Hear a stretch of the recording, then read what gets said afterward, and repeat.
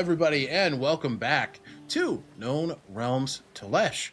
Before we dive into tonight's chapter, let's go ahead and introduce our players, starting with Angie.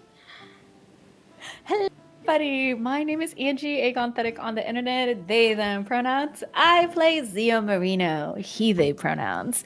And you can find me, of course, here on Tales Archived, doing Known Realms Tolesh every Sunday. But currently, you can find me over on the Secret Nerd podcast for Ghosts Underground, a The Corrupted TTRPG podcast. You can also find me over on the Imagination Arcade Thursday nights for the next couple of weeks for Eat the Reich. We've been having a fun little gay time, killing Nazis and stuff. I gotta say that very quickly so that the overlords don't hear us. Say it again. Say it louder. Kill Nazis. Anyway. Yeah. And then you can also go check out Dicescape YouTube for our ongoing reveals, our origin story reveals for The Last Arcanist. My characters will probably be the last one, but every single character in that party is incredible. So you should go check them out. Yeah, that's me. Hell yeah, brother. Thank you, Angie. Good to be back. Next up, Lou. Who's last, usually? No. Oh, okay. Hi. I'm Lou. I play Dolores. We both use she, her pronouns. And you can find me at Lucilia_art on most social media. And you can join for free on my Patreon, where I will just post progress updates and just small things, but long form ramblies. Stay tuned. It's beautiful. Do it. It's really good. I subscribe for $3. Wow. Then you get access to my figure drawings, sketchbooks that I post. Wow. So many bucks, If you pay her, you get more. Sorry, Luke. Okay. If you're not going to do They are nude figures. I'll do it. Exactly. Hell yeah. Thank you. And congratulations on your new endeavor. It's very exciting, and I'm already loving what I'm seeing there. Yay. I just did I went to a hawk sanctuary raptor, and so I did drawings of a bunch of birds today. So that'll be probably my next upload. Bird. Thank you, Lou. Last but not least, Button. Hello, I'm Button. My pronouns are they, them. I'm Bluebluebutton on social media. I play Echinacea Belrose in this game. And when I'm not here, you can find me over on Stealthy Elf Productions, where I play Cressida in Unearthed Inheritance, Amanita in New World Rebellion, and Sugar Pea in Outlaws of Alkenstar. And you can catch me on an upcoming project on this channel relatively soon. That's me. Thank you, Button. I'm still stuck on birds. Bird. Bird. Hi, everybody. Hello, gay people. Happy Pride. Hello, gay. Hello, gay. Okay. Hello, gay. My name is Alec. My pronouns are he, him. I am your archivist here for Known Realms Tolesh. You can find me all places on the internet at Tales Archived or Archivist Alec, depending on how nasty you're feeling. And then when I'm not here, you can find me over at Stealthy Elf Productions, doing all sorts of Pathfinder things in a couple different Pathfinder games. It's the energy is always weird when we take a week or two off, but we're back in. Lou, you have our recap this week. I do. Alrighty. The to convince yourself you have the real. I do. It's something. Oh, hey, baby, go ahead, take it away. Look, remembering reading at the same time, crazy for me. Okay. Alright, we leave off with Echinacea, having just bloodied the warlock companion of Sovarian. Both were sent by the agents of Koliata, who ordered them to abduct Echinacea in order to heal Koliata in her brief episode of clarity from her corruption. With Ada Wolf in a deep hypnosis, Echinacea had to fend for themselves, evading the icy grips of Sovarian for a while, but in the face of their strength, becoming feared. When Ada Wolf finally breaks out of the trance, the tables start to turn, and Echinacea is faced with a decision to ask Adewolf to take one of Severian's knight's life or not. Ending it now would certainly make things easier, though tempted, Echinacea asks Adewolf to make the final blow merciful and non-lethal, upholding their beliefs to protect life at all costs, as they've done in their few fractured memories of their life that they know of it, even though the very people that they are protecting now are the ones who are responsible for shattering their memories. Before we learn what happens to Severian, we pick up with the rest of the party making their way through the tunnels. The group is met with strange sounds from a fork in the road. Zio is drawn to the north path with Amane that seem transfixed by a vision of an angel. The westmost path has a selection of the group hearing voices of family members. Dolores begins to hear a lullaby sung by her mother. She also casts her magical awareness and is able to... I think that's actually a little bit later. But, yeah, after some deliberation of what to do, Zio goes to scout the north path, following the Amane sneakily to find a programmed illusion, or what they quickly realize is a programmed illusion healing a large creature. I'm hearing boop-boops, so I wonder if I messed something up. Okay, no, it's just meme drops. Programmed illusion of Dolores. Nope. Echinacea healing a large creature, eerily looping over and over on the same script. Simultaneously, Dolores decides to follow the voice just a bit down the westernmost corridor, only for the door to turn and pull her in, leaving the rest of the party banging and trying to get in.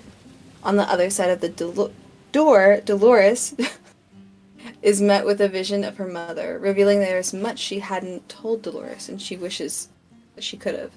Before more information could be told, the crystals seeming to power the illusion flicker out and die, seeming to have been damaged, leaving just a box at the center of the room, inside of which was a string from one of her mother's instruments. Taking it, the string fuses to Dolores' Divanthier-enhanced arm, some of the corrupted and gnarled metal flaking off, revealing something silver with small holes. Dolores was able to leave the room feeling a transformation of levity and music sweep through her. The party regroups and moves ahead in order to find Echinacea, who was able to get their magical spellbook back that had been stolen from them by the agents of Koliata through one of its qualities where it can swap places with any empty spellbook that Echinacea has on their person that they've written certain sigils. So, with the spellbook back, Echinacea whops those bitches, leaves some healing potions as a consolation prize because they're only unconscious, and the party meet. After the party reunites, witnessing Zio's healing of Toka, one of their companions that they've met along the way, and Dolores' budding magic, Echinacea is moved by the growth of the party, and they make their way out, following the crystals into the jungle not far off from the city. There we go. And Zio's prelude transforms. Oh yeah, that too. Zio's prelude hits legendary. Oh, yes. After Legendary. Yeah, after Yeah!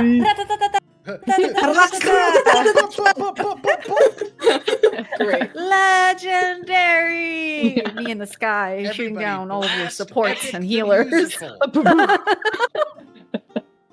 No one's ever seen Zio Marino and Telemachus in the same spot. That's all I'm saying. No one's ever seen You've never seen Zio Marino and Telemachus together? You've never seen Zio Marino and Star-Lord Marvel Rivals in the same place together? Hermes and Zio. Hermes and Never in the Zio. same room. Zio. Yeah, Luke, take your inspiration point. Thank you so much for the recap. Thank you. I will say we're going to kind of fast forward the group's travel through the forest, and we will pick up with the group as you enter back into Takul proper. I imagine you guys are all heading pretty quickly back to the Marino home. Yeah. There's like a half of our entourage of people. You got people setting up. I'll kind of paint a picture here of my job.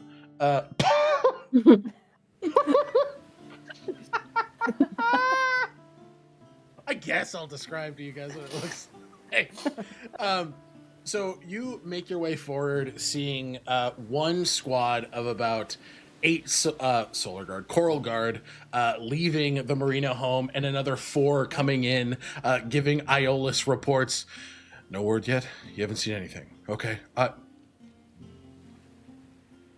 Hello, we're back. Everybody, there is a lot of relief here, and Iolus just sort of, you hear as he takes a conch shell from his waist and just like releasing this loud signal, and you hear across to Cool, hooray! Like a very like unified like, woo! We did it! Like they did very good searching the island, and they're very happy that the missing party member has been found. And I will say, almost immediately, those within the house come rushing out. Kristoff, it's very clear Lorien wanted to get outside as soon as possible. He threw himself over Kristoff and was like, take me outside now. No. And so he's kind of like limp hopping. Casimir is behind, like readying a Tensor's floating disc in the case that Lorien kind of tips over. But everybody comes out and closes in with the group. Zio, your dad, picks you up, squeezes you, and just like, I'm so glad you're back. Echinacea, I'm glad you're okay. Squeezes, and Lorien comes up to you. Echinacea kind of... Lorien doesn't make it to the group. Echinacea and Aidwolf, like bonded cats, like not... They haven't stopped touching each other, like being in physical contact with each other, the wolf and Echinacea, since they left the cavern. And like a pair of bonded cats, they like beeline for Lorien, and they don't tackle him. Like they understand he's in a state where he would be, that would be bad. But they only part when they get to him, and they just swallow him and Kristoff in their arms. Kristoff is like, I missed you as well, Doctor. Good to see you back with us safely. Thank you. Of course. He does kind of take a step back to give you and Lorien a moment, and you can feel Aedwulf in that wolven form curl around Lorien, his butt on your hip, and then his head on your other hip, just like very much being like a support system for Lorien, and he squeezes you and just... Are you all right is a terrible question, because of course you're not all right. Who would be in this situation? But I'm glad you're alive, and you look physically as unscathed as possible. You should see the other guys. That's what I like to hear. And I think they'll all just sink to the ground. And yeah, Lorien will just express wanting to hear about it and offering you a space if and when you need it. Saying that, you know, while he had faith in you, of course he was scared. Who wouldn't be in that situation? Casimir is about to approach and is like, not my moment. He will just squeeze your shoulder. I'm glad you're safe. But everybody kind of around, like, it has this reunion. Io runs out, grabs Zio, you by the shoulder, Dolores, you by the other shoulder, brings you both in, just, I'm so sick of being left behind to do nothing. I'm tired of it. Technically, you weren't left behind. We all had the collective decision of who would go on the on the trip and who would stay here. And you decided to stay here. I want you to do me a favor. I want you to look at that. She points at every man in the vicinity. Do you think they let me help? Well, why would you let them stop you? They're all 4 feet taller than I am. They're all so much louder than I am.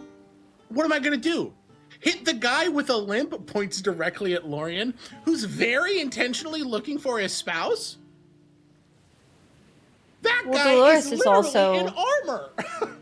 Dolores is also like 4 feet shorter than all of them, but... Yeah, but she gets a pass.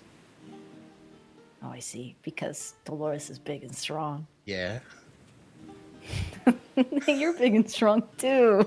I. She flexes. There's nothing. It's like the anime moment where there's like a effect. You know, like she kind of deflates. But she does kind of. You guys are okay. Good. Dolores has a lot to catch you up on. I was gonna ask, what is with this? She looks at the arm. She's like, I didn't make that. Very clearly, like I did not craft that. There's a lot to say, I suppose. Yeah. I think you'd be right. I need everything now. Right now? What else are I we found a doing? string Okay. and I put it on. I got a string. Uh-huh. It was from my mother.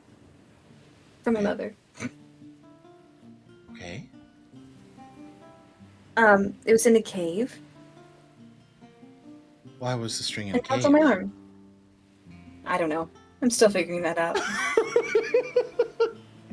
But I feel great. You look great. You look different. Thank you. You look I lighter. Yeah. Yeah, not a bad thing. Not a bad thing. Xiomara, and what's interesting, go ahead, Angie, you have something? We have, I won't cut too much from that, but I just want to get it in my head. We have Toka with us, right? That was going to be my next question. Okay. Do you? I would think so. imagine Yeah, so.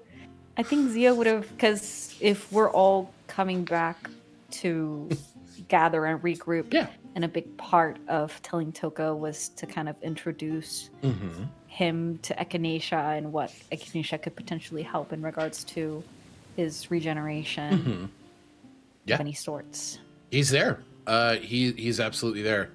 And Xiomara walks out, and it becomes very clear, like, to Cool, with the word from Aeolus that the mission is complete.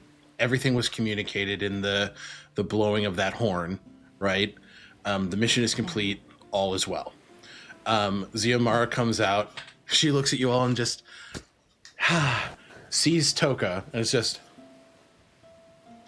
goes back inside and comes out with a tapestry in hand.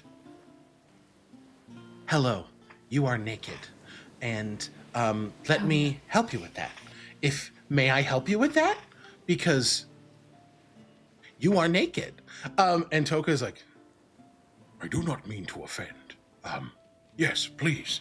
He takes the tapestry and wraps it around his waist, but like not covering the lower half, like almost around the tummy. And she goes, one moment. And she very delicately, very kindly helps him with this. And it looks like he's essentially wearing something akin to like a toga. Just like one sash around the shoulder, covering, just a little modesty covering. And he just goes, are you a waif, mother? And she goes, I am a mother of two. They swim. A waif, mother. Toka is convinced that your mom is an oracle. Yeah. I mean, and she is. And she is. But there's very clearly like a calming into Cool as the party arrives, and it is communicated that Echinacea has been found safely and they are back with the group. So this is your time before the party takes place, because that's still happening. I say you guys probably have a couple hours beforehand. If there's anything you want to do, any conversations you want to have with each other, any touch bases you want to have. No. Dolores looks to Echinacea and is just like, how did you get away? Echinacea still on the ground with Lorien and Aedwulf. Just kind of pets Aedwulf's fur. You can see Aedwulf is bigger than his prior manifestations. Well, Aedwulf, very kindly stole back one of my spellbooks and unlocked my manacles, and we fought them. There were only 3, and we knocked them out, and we locked them up with their manacles, and then we left them with the terms that I mentioned in the cave, that if they want my aid in healing Kolyada, they will offer Zio their own aid. Zio, obviously, you can, if they do offer it to you, feel free to turn it down, but it felt more like the principle of the thing. And we're Well, sure they won't come and try to abduct you again? No. And how are we preventing... What are we doing to prepare for that? I will be on my guard. Were you on your guard when it happened? No. Yes, but I don't think I don't think, Dolores, that any of us were on our guard. It could happen. It can happen at any point. We just have to be sure. We have to be a little bit more aware, but maybe worrying about it now isn't something that could be conducive to the fact that we're all back together. I just want to keep it that way. I understand. Sorry. Go ahead, Ben. I understand, Dolores, and I agree. I just don't...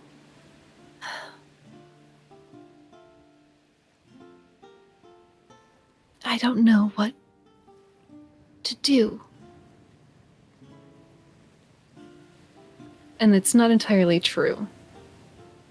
There's a guilt on Echinacea's face. I didn't want to take their lives. I understand that I could have. I understand that there may be those who think I should have. I didn't.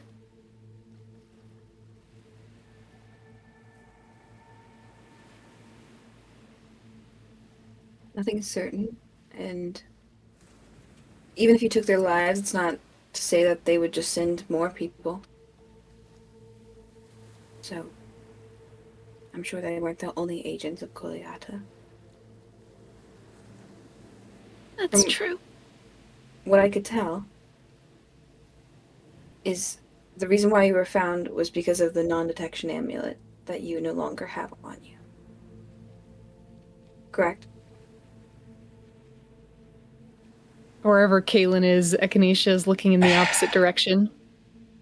That appears to be the case, but Casimir has gifted me a new non-detection amulet.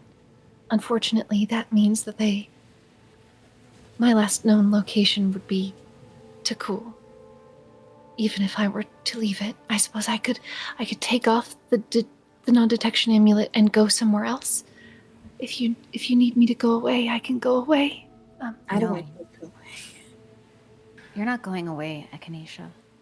I think maybe Dolores is just concerned about what could happen, which that's par for the course with us.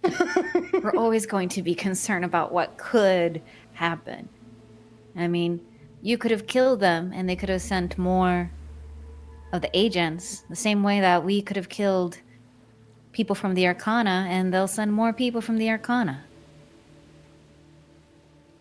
It's not going to stop. We've had this conversation before. All we have to do is continue becoming more prepared.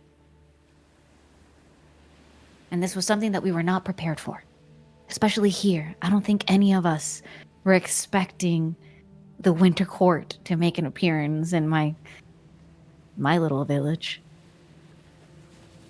No, And- this seems like a place that puts them at a great disadvantage. Exactly. And was. it seems like you gave them a pretty good walloping. So, because of that, I think, and you said your terms, I think they're going to think twice before messing with Echinacea. I mean, they saved themselves.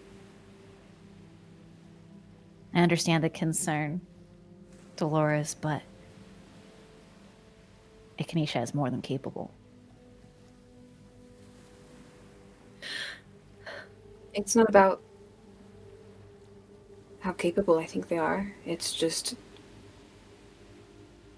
if we can outsmart them or prevent wasting a day trying to flee out of the clutches of someone and get the trauma of being abducted. I'm gonna advocate for that. Well, we're not gonna flee. We're right here. And if they come again, they're gonna have to deal with an island's worth of people.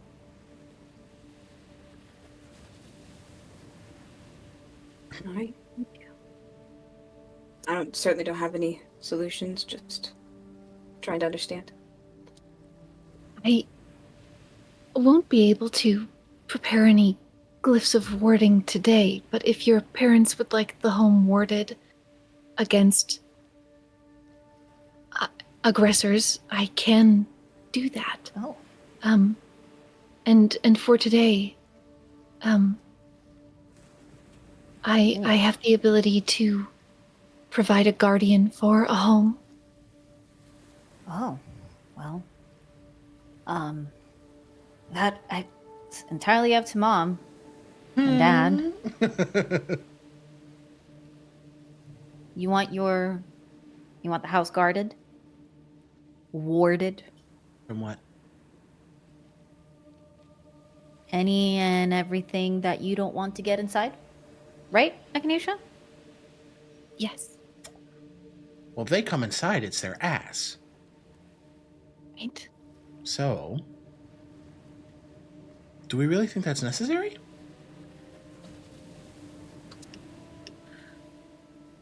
I'm not questioning you. I'm just asking. Echinacea likes to be careful.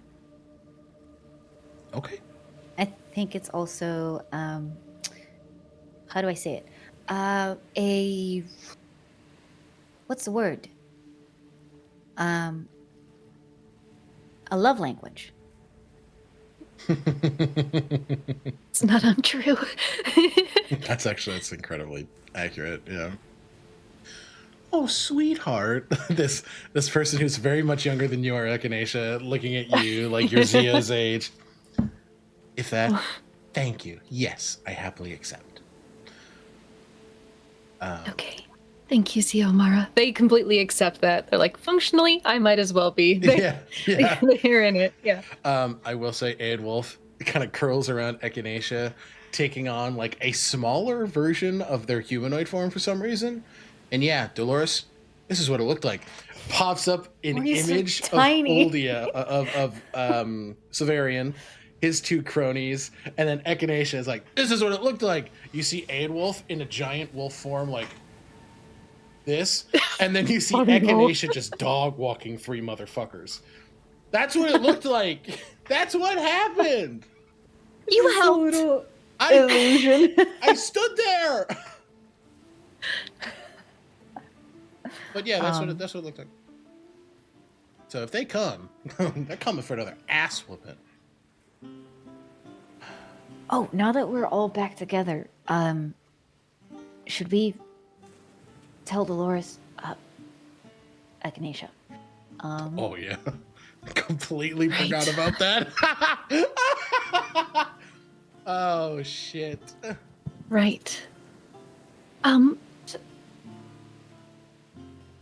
Yeah, so there is a lot that we learned about you. I didn't want to talk about it because I think it's important for Echinacea to also be here. This was while you were in the cocoon. Right. Dolores, do you remember anything? I know that greater restoration was cast with the intent of removing a modification upon your memories. Do you know if that was successful? You can see like a darkness fall over Dolores' face, and she's been serious, but still kind of pacing and swaying of just this new music that's inside of her, a little, like, antsy. And she continues to move, but it's definitely at a slower, kind of rocking, self-soothing disposition and posture. I do remember.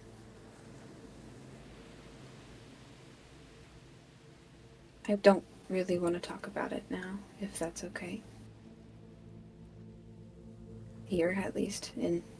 I'm assuming we're all just standing in the middle of somewhere. Echinacea still on the ground, yeah. Yeah. Absolutely.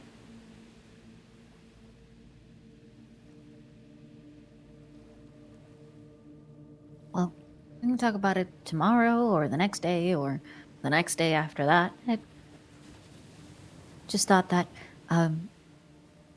just to be fully honest and everything in the open, we just wanted to make sure that you were made aware of things if you wanted to know them. I don't think any one of us wants to keep information from you. No. Well, what did you discover? We spoke to the Maiden of Blades. Should we, maybe... Each of you see, as you're starting to have this conversation, and the notion of privacy becomes like openly discussed between the lot of you. Each of you see as this twinkle of starlight kind of wraps around each of your heads. Oh. It's still late afternoon, but you see pinprick stars around each other, the space around you getting darker, the sound of the ocean beginning to feel more distant, the voices of everybody else quieting, and you hear the voice of Minri. You're still where you were. You're just connected in the weave. To speak freely to each other.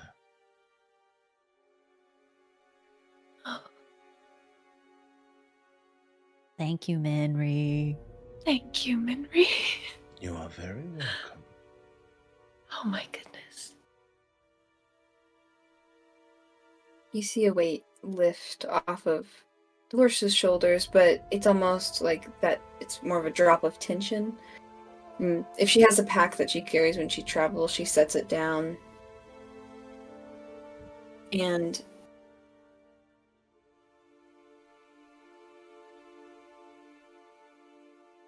she centers herself and asks, I can tell you here, if you have time to listen. We have all the time in the world. And I want to see if there's a bell that maybe can flavor this, or potentially just in the weave. I'll say, give me a performance check, and then, yeah, just give me a performance check here as you're trying to orate this story. Yeah, I will. She's just trying to, almost after having just seen Ada Wolf try to demonstrate something via like an illusion or a vision of, like, you weren't there, but this is what it was, and tell a story. I think she wants to do the same, and this is 16. 16. The figures are crude, but the strings on your armament begin to pluck of your own mental desire. You're creating the pace for your own story, and you're able to use the space around you to pull stars, create constellations in order to create a bit of a stage production of this story that you wish to tell. Yeah, you know how in some movies where there's some exposition and then it kind of cuts to a very rudimentary like 2D illustration Mhm. or like motif of like, okay, I'm telling a story, but it's through this kind of smaller type of animation form. It's almost like that's happening with the smoke or stars. Mm. And she starts to describe the voyage of traveling with her family, her mother and her father, back and forth on the ships, and of her playing in the rafters of the sails of these ships and of the feather, strange and glimmering, that she caught on sight of on the wind. So close to land, almost done with their destination, asking to go and catch it as it drifts before it lands on the water. And the fact that it was her decision, her whim to put her entire family and the crew in the path of eventual danger. And once they get close and the rift happens, it's this eruption of color and fear of animals and creatures bursting from the rift and the bleed and just chaos. And then you see the guilt and shame that has been carried through Dolores' life as she's trying to make it in Ulcas, and the damage and anger and chaos that the wild magic has left her with, how it's alienated her, and then pushed beyond her brink of feeling out of control, and then given hope of losing that control in that chained, deep, dark, like realm of the Blade Brother. I guess it's hard to describe, like, yeah, realm. And then the final fact, like, the fact that she refused, but then when he offered that he could take away those memories, that it was her fault. That she could finally let people in and love her and connect without the guilt and shame that that's something that she had done. And that's when she met the party very soon after and was able to connect to them. And she's here, and she speaks of the mystery that there's something more to what her mother was and what she was doing, and that pursuing that, connecting to that, could be a way to heal that pain without ignoring it. It's at least something to work through it instead of avoiding or obsessing over it. So that's how she relays where she is.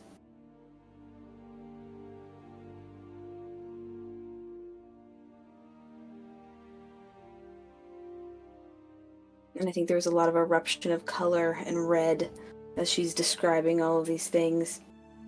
And once the story is done, everything goes back to the cool night sky, Menry blue.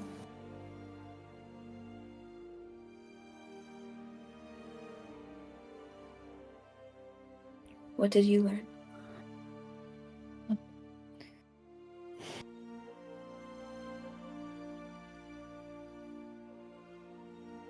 You ask, what did you learn, Dolores? And at least Echinacea seems almost to come out of a trance of deep focus, listening to you. And I think it would have been easy enough to catch a look of first incomprehension at hearing Dolores gave up memories willingly. And ever since learning that Echinacea has been trying to... You watch Echinacea trying, like listening very intently and trying to piece together how that could be a choice someone makes. Mm-hmm.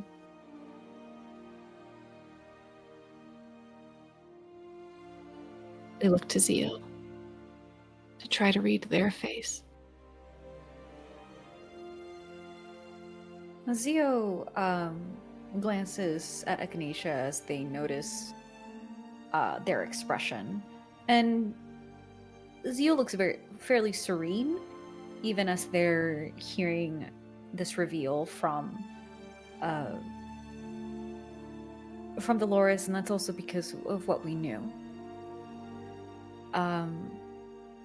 And so they're nodding along and paying attention to every bit of Dolores' story.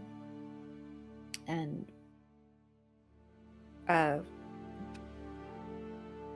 well, we learned that you essentially quite literally had a part in deviating Whistle's path. But we can't blame you because you didn't really know. No. I didn't know who that was, or... The Blade Brother. Yeah. Blade Brother works in a fairly devious manner. And kind of put you there as a roadblock of sorts.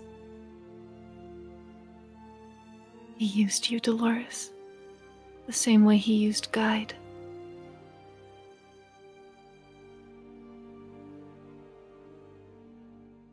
And so, when Whistle surrendered,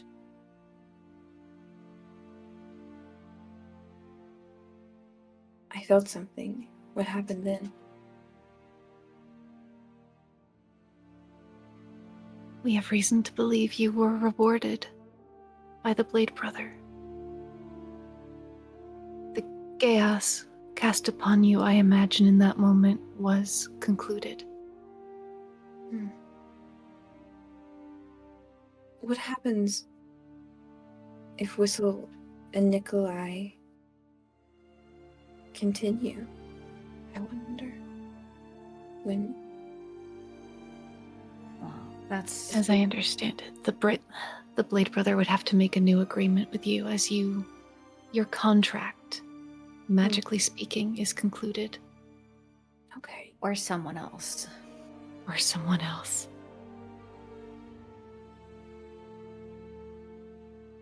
I see. We also learned that all of this is happening because it's just two gods trying to one-up each other. When you really reduce it down to the bare bones of it all.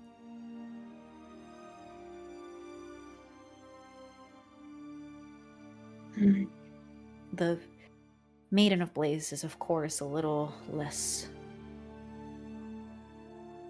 dangerous about it, but it still is just the two of them contending with each other and what it means for them to exist. It's not about balance with them, it's about who is on top. I see. The freedom and the imprisonment are ancillary. Mm-hmm.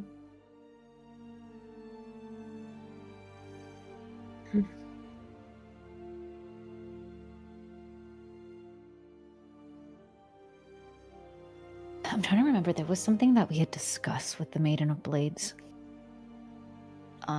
towards the end that she said she was going to look into herself. And I'm blanking on it Yes. right now. Just above table, she is looking into the rifts and the things that might have attention drawn by opening and closing them. Because of the redacted. The redacted. Redacted. Yeah. Mm-hmm. Yeah. So she is looking into that for you. Mm-hmm.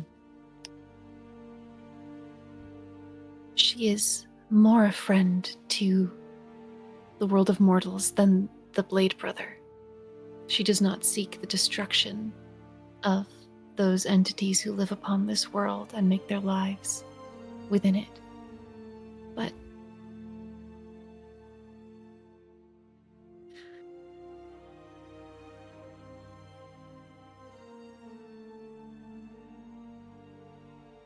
I am grateful for her aid and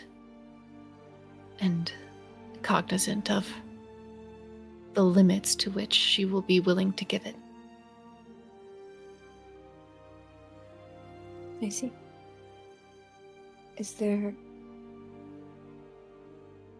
anything else you wish to know?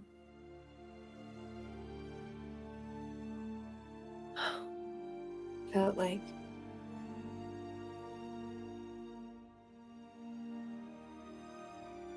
maybe there was apprehension on my involvement once that was discovered. My involvement with the Blade Brother. Do you trust me?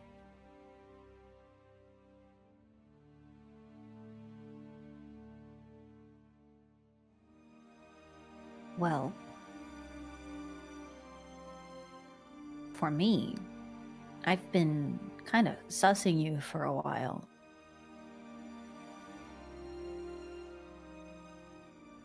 There's this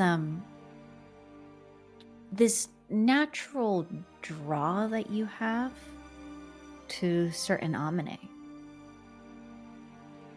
And it's almost like they're part of you.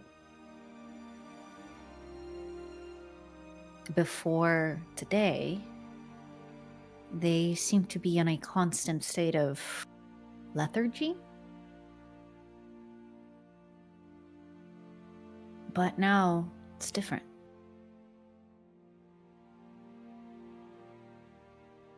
It's almost as if they've been released.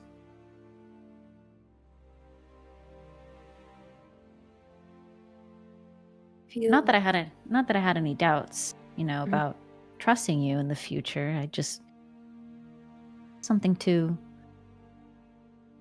let you know. If you're concerned about any more involvement from the Blade Brother, I think. You have. I believe that the Amine are drawn to me because I am a fire elemental in some ways. And curious, do you have any drawn to you? Oh, all the time. There's one right there, right now. There. Zio can just see Amine. Yeah, there's literally just guys everywhere. It's Got it. It's like you can't see the world the way that I see it. Okay. But they're everywhere. I think now more than ever. They're here and following. Will you tell me the next time that they seem off?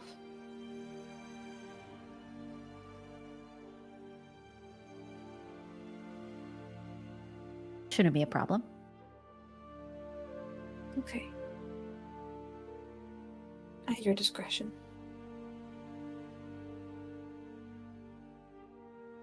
I want to know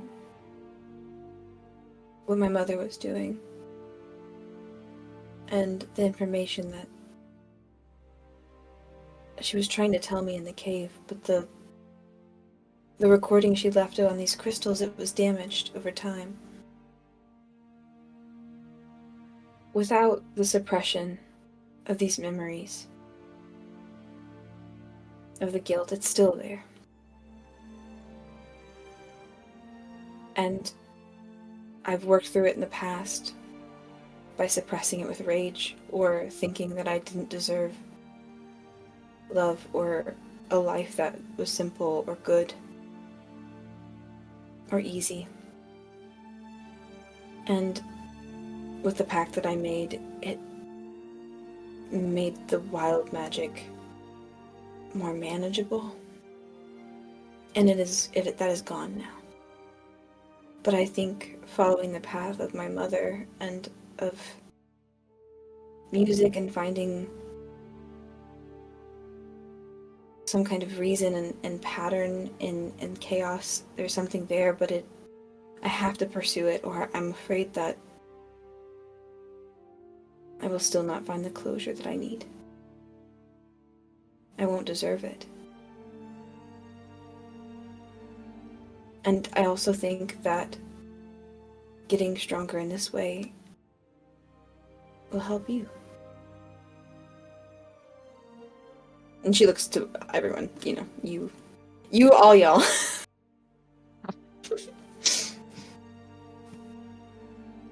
As you talk about following the path of your mother, Dolores, and music, and finding reason and pattern in the chaos, I think even before Echinacea realizes it, Zio might clock with their very high perception something familiar happening in the stars above our heads as Minri's magic sort of begins to coalesce into this very familiar, prismatic, almost like transparent oil slick, and start to move clockwise around us. And I don't think it's consciously even occurred to Echinacea to start crafting Dolores' prelude here with her now, but the process does begin unconsciously as Dolores talks about the path that she wants to take. And instead of clocking it, this process becoming more of a conversation, more natural, Echinacea untangles themselves from Lorien and Aedwulf, and standing, they're not eye to eye with Dolores, looking just a little bit up to be eye to eye with Dolores. They say, "You asked before if we trust you, and the answer is yes. That trust is a choice, and I choose to trust the woman who walked into that cave to find me and the woman who came out. She is different iterations of a person walking a path already, and I would like to know her."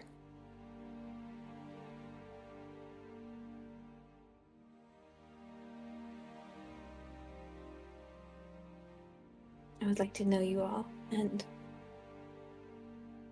without the burden of my memories, it felt easy to want to belong, or to think I might deserve a place here. But now, it is hard, but I still want to work to feel like I deserve a place here. Dolores' guilt will be an anchor if you let it, and left to its own devices, an anchor will sink you. I'm not telling you that it's easy to let go of guilt, but maybe it might help to think, whenever you're feeling that guilt, of whether or not you wish to hold on to an anchor that is going downwards, or to swim back up toward the light.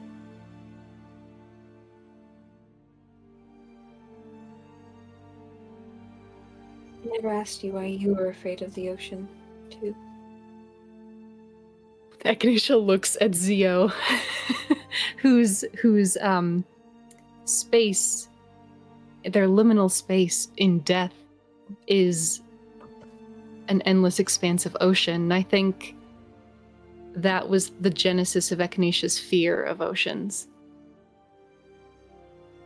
And they clearly don't know how to say it, but they look to Zio in that moment. They can't help it. You're afraid of the ocean? I mean, Zio, it's... But it's so beautiful. and blue. It is And it that. has entire world within it. That's true. It's a It's also beautiful the way to place put that it. tries to... It's also the place that tries to take you.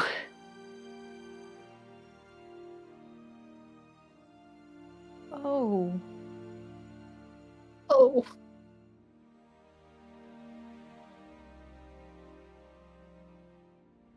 I didn't think about it that way.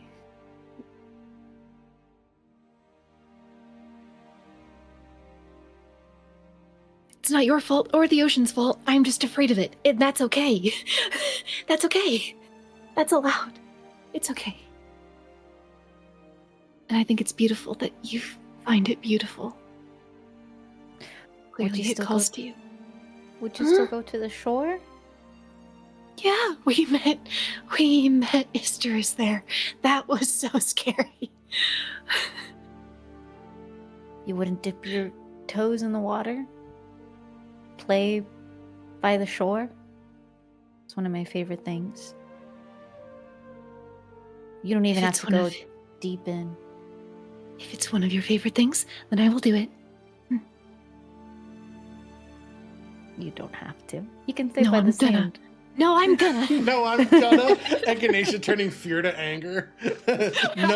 number one coping strat. Is there anything else that need be said in this liminal space?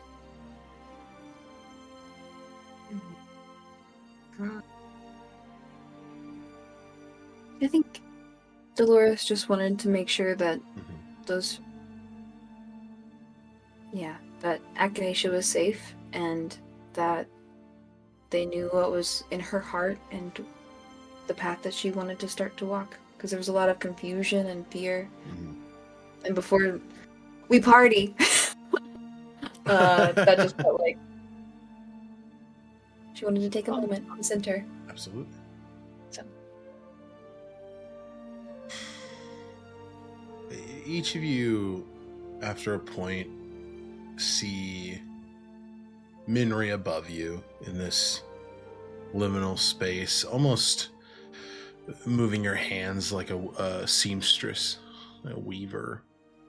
She kind of shoots a wink at you, Echinacea, clearly in a similar stance as you've seen her before whilst making preludes. And as quickly as you all faded from this space, or faded into this space, you begin to come out, and you just hear I'll continue to work on this as we spend our time in party. Minri. That seems appropriate. It feels like there's a music around Dolores now. Yes, it very much does. The music that is We'll work full together. of magic. There's magic in the music and magic in the myth. You all feel this, like, I don't know, it's like this warm embrace for a moment. And then you're back where you were just a few moments ago. The sound of the settling waves creep in. And you guys are back to it?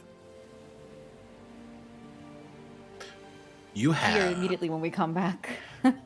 What? What do we hear immediately when we come back? What sort of discussions are people to say?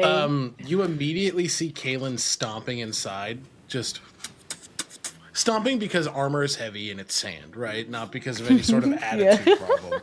But as soon as because Kaylin, much like Zio, has a great perception. When the amulet of non-detection was mentioned, he immediately bolted inside. He was like, Lucien is stomping his foot on the sand. You hear this. And Casimir, you hear the crackle of electricity between his fingers. Oh my god. As he just shoots it No. at the sand, like this little piece of glass forms. You hear no. You hear Wit talking to Toka. You've never had a drink before. Well, I'm gonna show you how to drink. I know how to drink. Oh, no. You funnel it through your gills. Huh. What? I don't have gills. How am I don't let me show you how to drink proper. You've never had whiskey? Oh my god. Just whiskey. Like Lorian is laughing still. I think like is up and leaning on Eadwulf, and you can see it's very interesting. It's almost like when you drip oil into water. They're not connected, but they sort of swirl around each other in this way that only they can. They're no longer connected. That much is clear. But there's a desire for that connection to exist. They're occupying the same space, and Eadwulf is doing what he did not too long ago, and that's keeping Lorian up. Xiomara and Aeolus are... Everybody needs to put on the proper attire. They're talking about changing for, like, party clothes. Like, leather's going to be a little too tight. It's going to get hot with all the fires. What are we thinking? Lucian's like, I am not changing. Lucian, you heard her. You're gonna sweat. Yes, you're going to sweat, and you're probably going to pass out. And then you're gonna be smelly. Well, he's already smelly. Well, he smells great. No, he doesn't. He stinks. You know why? Because of the leather. It's Stink tight boy. and it's hot. And he must have been doing a lot of running because, my goodness, we need loose, we need sashes, we need flowy. I also was like, I can give anybody who wants anything some proper party attire. And he turns around and does like the dad shimmy where he shakes his butt more than his shoulders. And then he walks inside as Xiomara is like, if anybody wants anything from my closet, let me know. Go ahead, Andrew. Oh, I was just gonna say that as this conversation is happening, Zio is also just like tiptoeing over to where Isandro is. Just kind of shimmying over. Sandra's doing this number. Why? Why? How did it go? Well, you look stressed. It was stressful. But Echineca's back. You're all back safely, and that's all we could have asked for. Zio gives Isandro a kiss on the temple. I'm excited to enjoy tonight. And also see you. Enjoy your time back in the island. I am excited to dance. Yes.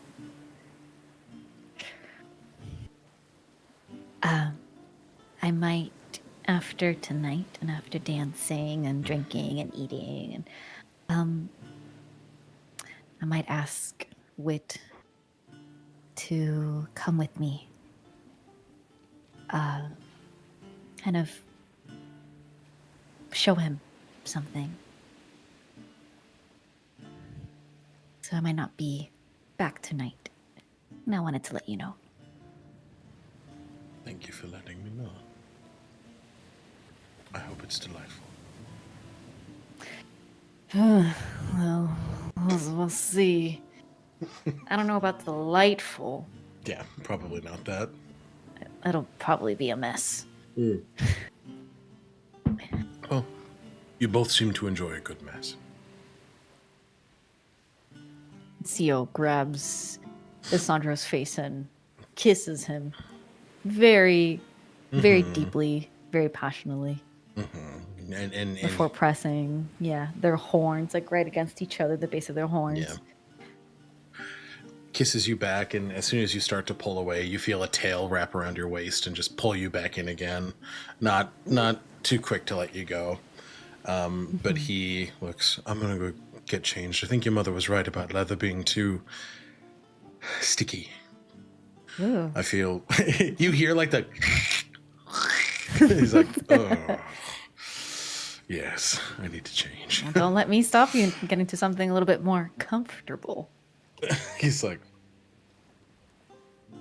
he runs over to the Zio treehouse. fights the urge to give his butt a smack. Your parents aren't there. That's all I'm gonna say. Zio's tail flicking like a cat's. Yeah. Yeah, she's like. Echinacea, you feel a hand gently on your shoulder as Uldiel peers over. I've reconsidered. I will not be staying in your rooms, but I will be better about staying within close proximity to you. Uldiel. Not because I feel obligated to, but because I want my friend to be safe.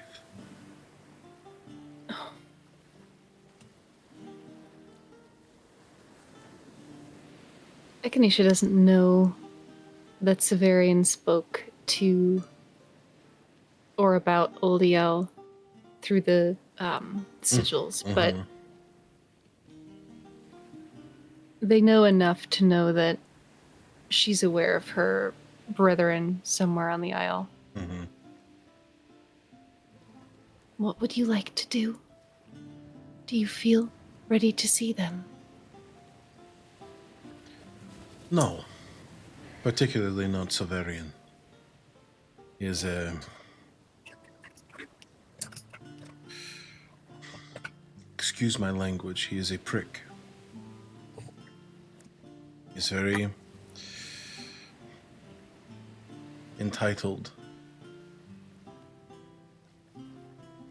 High mage. Rolls are like, I do not understand why they made him High Mage. Probably because he loves Koliada more than he loves himself, which is quite the feat.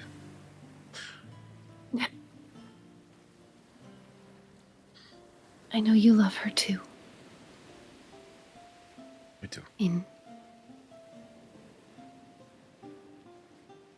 the best of cases, you two can work alongside each other to bring her back out of Keravaith's curse.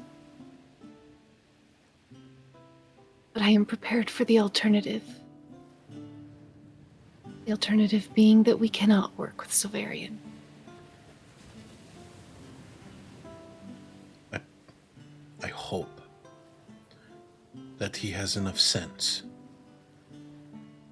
to know that this is the best route forward, to work together. I can handle any snide jab he offers me. In his eyes, I am a traitor. And to an extent, he's correct. No, but he's not. I left my queen. You left Keravaith's puppet to save your queen. I said in some sense. Yes, an inaccurate one. It's infuriating. How can Echinacea starts going on just an absolute tirade about how knowing that someone is under someone else's control and yet behaving as though you're serving that person is insane. And like this takes them in several loops around Xiomara and Iolis's home.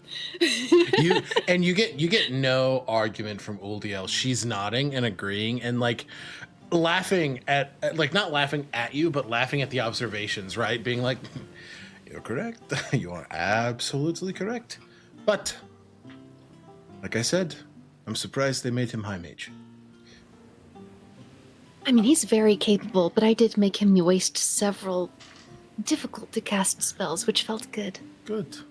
But Yeah. I have to be aware of the fact that tomorrow when he wakes, he will be able to do similar magic. You will, but you will not be alone.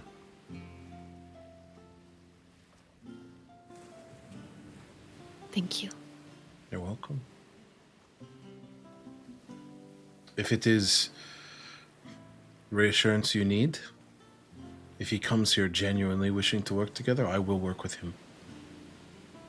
Because it is what's best for all of us.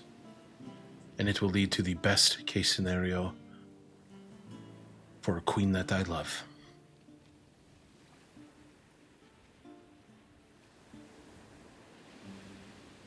That is what I care about. That is what we chase, you and I. It can be two twin beds pushed together, and then No, the other gonna grab her hand and they're gonna go find outfits for the night. Incredible. Uh, and Dolores, you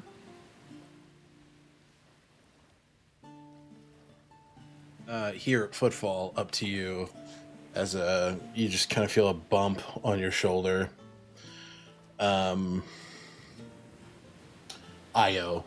sort of nudging. You okay? Yeah. Dolores, like, offers a hug. Could I have a hug? Of course. Just squeezes you and just holds you tight for as long as you want, you know. She kind of lets you disengage first. Mm-hmm. Well, there are going to be a lot of bodies out there. All I'm asking is save a dance for little old me. Of course.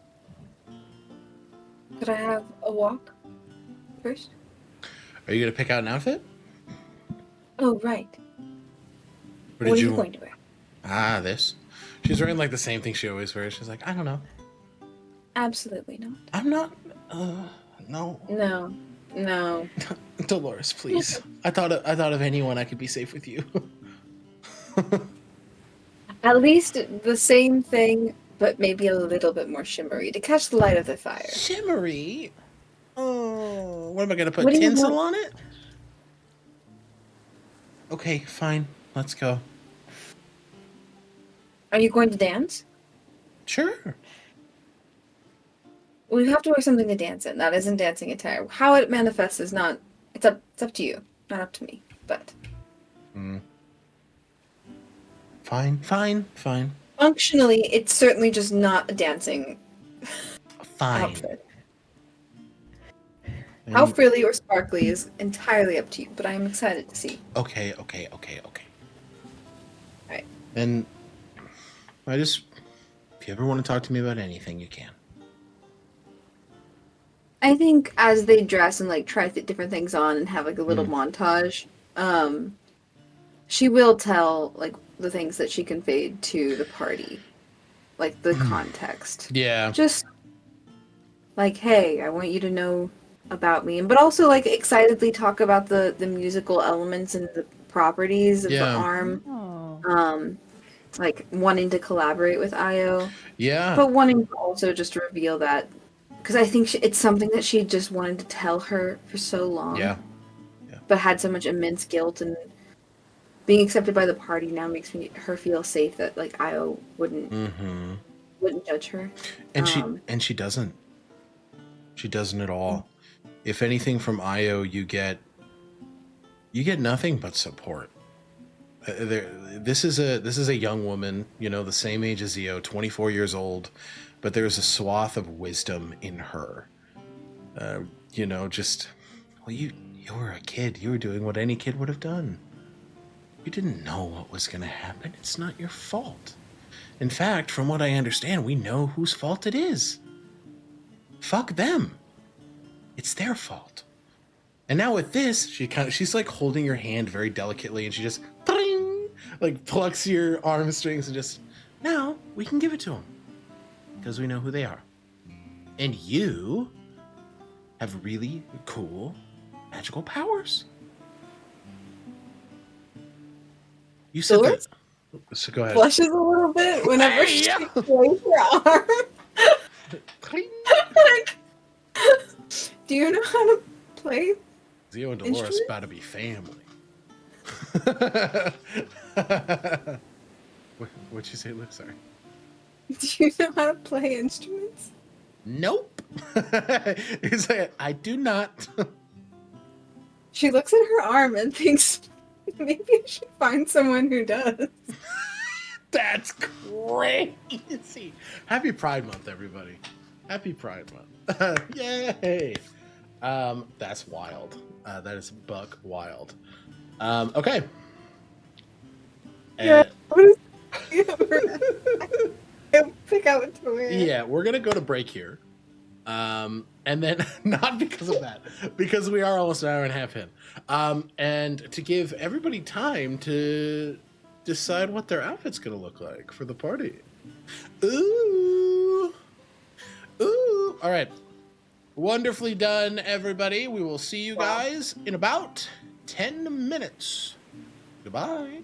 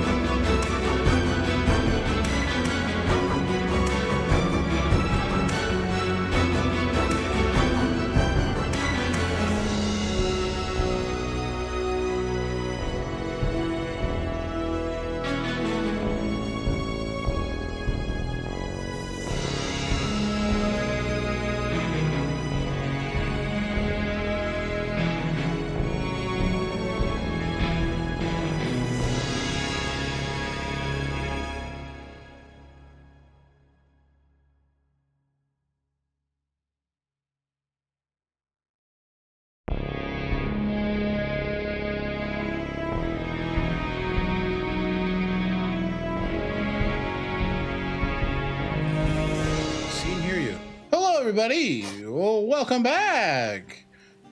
It's party time. Party time, gay people.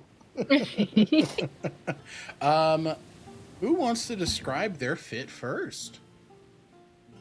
Oh my god. I vote Zio.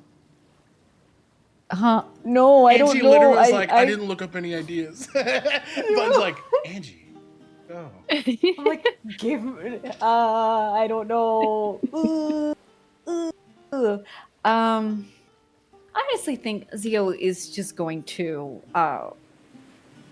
be as comfortable as possible. They are going to wear like a little bit of like a vest that shows off all of their like the full-on chest tattoo.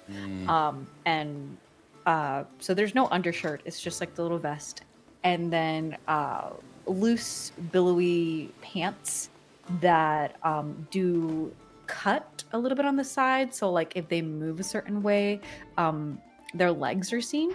And then there's just sashes and a couple little sashes, and just very basic, like sandals to be dressed in. It's all very comfortable, all very, very for the island. Something that you would expect at like a beach party. Awesome. I love it. Okay. Dolores, Echinacea? Oh, we're going for that unmute button. Let's go. You could do an NPC like in between. Oh, okay, we're bargaining. I see. Hey, I have an idea for that.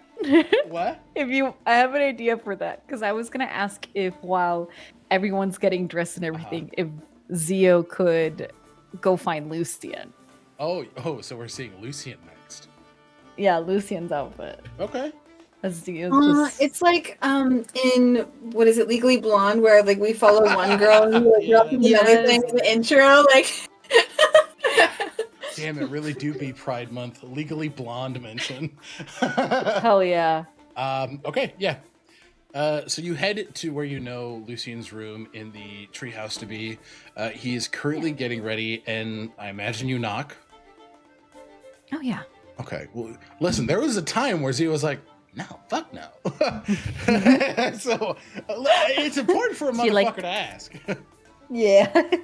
God forbid a motherfucker catch a vibe. Okay. God forbid a homeboy trying to catch a vibe. You know what I mean? Trying to see some penis. Lucy, you just hear, who is it? It's me. Can I come in? Yes, I actually think I need your help. Oh, okay. Zio kind of opens the door and shimmies in. What do you need help with? You come in. You come in to see Lucian wearing this very deep, low cut, almost like shawl. It looks as if it's supposed to tie around the waist. He's kind of got it tied in like a loop-de-loop in the front. You know it's supposed to be asymmetrical. Yes. So he's only supposed to be showing like he has an exposed pec, an exposed arm, one booba, one tit, if you will. One booba. And then the rest is like this very flowy set of pants. Yeah. Zio's like, I know where the issue is. And then immediately starts gathering the different fabrics, knowing what this type of clothing is. And kind of like lift your arm. Okay, I'm going to lift it around this way. Thank you. And then it's going to be over your shoulder and around Great. your waist. And then as Zio's going to stand behind him and then just kind of tie it up. How are you feeling from, being back? Echinacea safe? You had a chance to speak to Kaelin? He's immediately like, yes, I'm feeling. Oh. I see. I feel fine. I have not talked to him yet. I will talk to him later. Maybe at the party. Maybe once I've had a drink or two. Release my inhibitions. Ask him to dance. Maybe. It's a good place to do so. Yelling "It's Pride Month" is crazy. It's Pride Month. I think it's a great place to do so. You ask them to dance. There's a little bit of intimacy, a little bit of quiet moment with the two of you. Intimacy. Yeah. There's always a little bit of intimacy when you're dancing with someone. Even if it's a boisterous dance, you're sharing a moment. That's true. I'm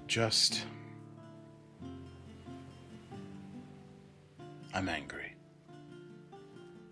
Still, I feel as if it is unfair for me to still be angry. Regardless of Maybe- that thought, I still feel it. Maybe it's not anger. Maybe you're just embarrassed. Now, why in the fuck would I be embarrassed? Because you reacted very quickly. Immediately.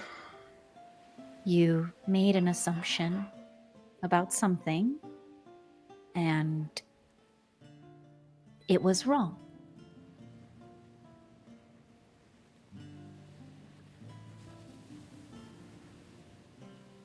And you, in the process,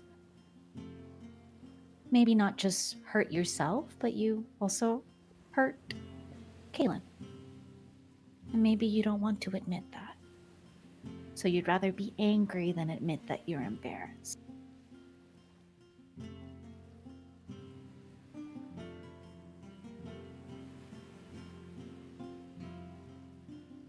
When did you get so good at this? I don't know.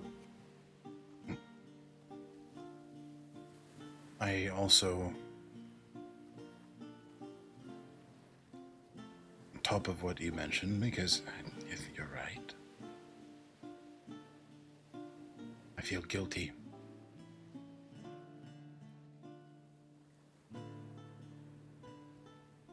And I think that maybe I'm looking for someone to blame other than myself. So I looked at the first person who fucked up. At least Kaylin was there.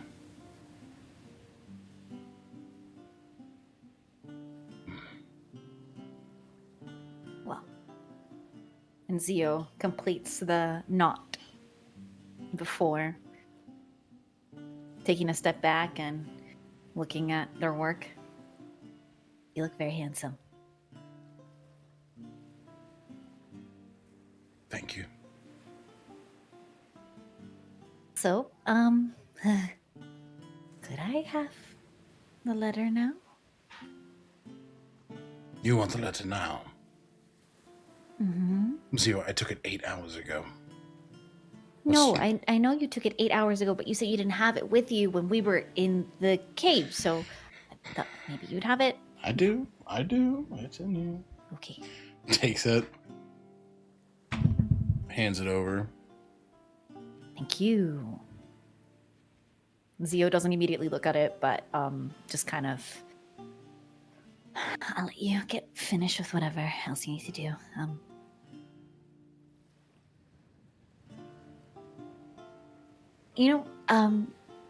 While we were in the caves, you asked me what I see in Wit. Mm-hmm. I did. Still quite curious. I think it might be a little bit of the same thing that Echinacea saw in you.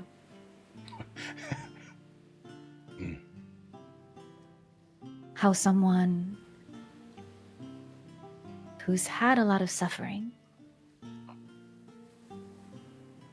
imparted upon them and has caused pain can still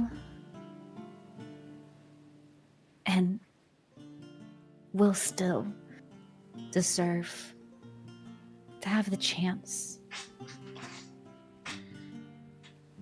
to feel something other than that suffering and pain.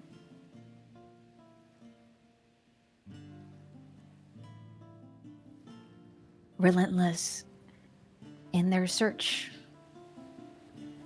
for healing, even if all they needed was a little push in that direction. The only difference being is that, well, not all of us had our mothers.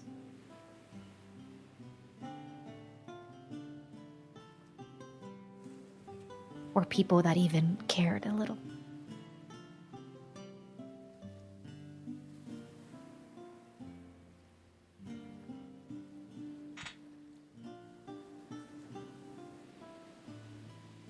You were willing, though, so I don't know how or what to expect. Well, from Wit, so. he's here, isn't he?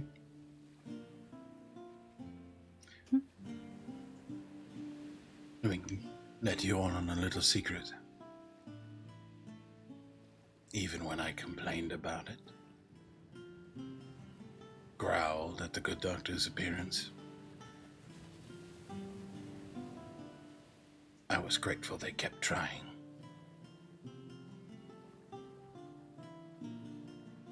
I still am to this day.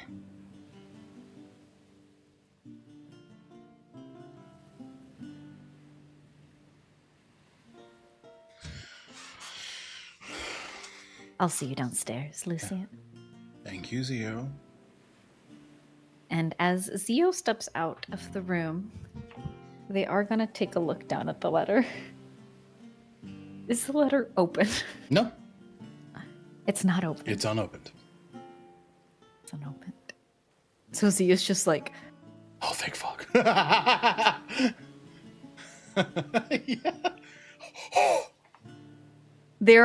it's a relief, but then the realization settles, and Zio's like, what does it all mean then? It's not being done purposefully. At least not purposefully in the sense of to fuck with Zio because of knowledge that's been gained. Mm-hmm. And so now Zio's just sort of like, okay, What? kind of, just kind of skitters away. Okay. And incredible. Take an inspiration point for that scene, Angie. I dig that. Thank you. Button, Lou, who wants to go next? Okay. Dolores ends up wearing a like fluttery off the shoulder, kind of ruffly top. It's a little cropped, like there's like a lace up in the front. And it's like a dusty, like vibrant pinkish, like magenta that on like the flutters is kind of like dyed. It's almost like the batik. I don't know if you know the like that type of dyeing style where it's like multiple dyes. It's like kind of splooshed and there's pattern like made by wax, like relief, and it's like an ombre of yellow on the ruffles on the edge, and more so even on the skirt. So it's like a fitted skirt that flutters, and it's got two slits, like just dancey, vibrant. Maybe there's like some kind of baubles on it, like that she's clipped, that like when she moves there's like some sound, but it's not like, I don't know, lots. Maybe like it's a shell, or I don't know, just like a little jingly, but nothing too much. I think she's barefoot, aside from, well, no, because her like Divanthere leg has a heel, and so she usually doesn't go barefoot. Otherwise, she's a little crooked, but is wearing like a slight heeled sandal. And her hair is just like kind of half up, half down, like a little wild, like this. It's like this. Oh, I love that. Hell yeah. There. Okay. And is helping Io into whatever she decides. Io has decided to go with something that's very Bamba y plena. Like there's a lot of ruffles in the lot of ruffles on the top, like this big flowy skirt meant for like swinging and dancing and being incredibly just showy, almost like a bird spreading its wings. This is what Io has chosen to wear. It's a white dress with red and blue trim around it. She wears a full neck of jewelry. Her ears are all done up. She's got her makeup done, and her hair is in this like really beautiful like high top ponytail. She has like a bandana over her head, and yeah, she's ready to go. Wow.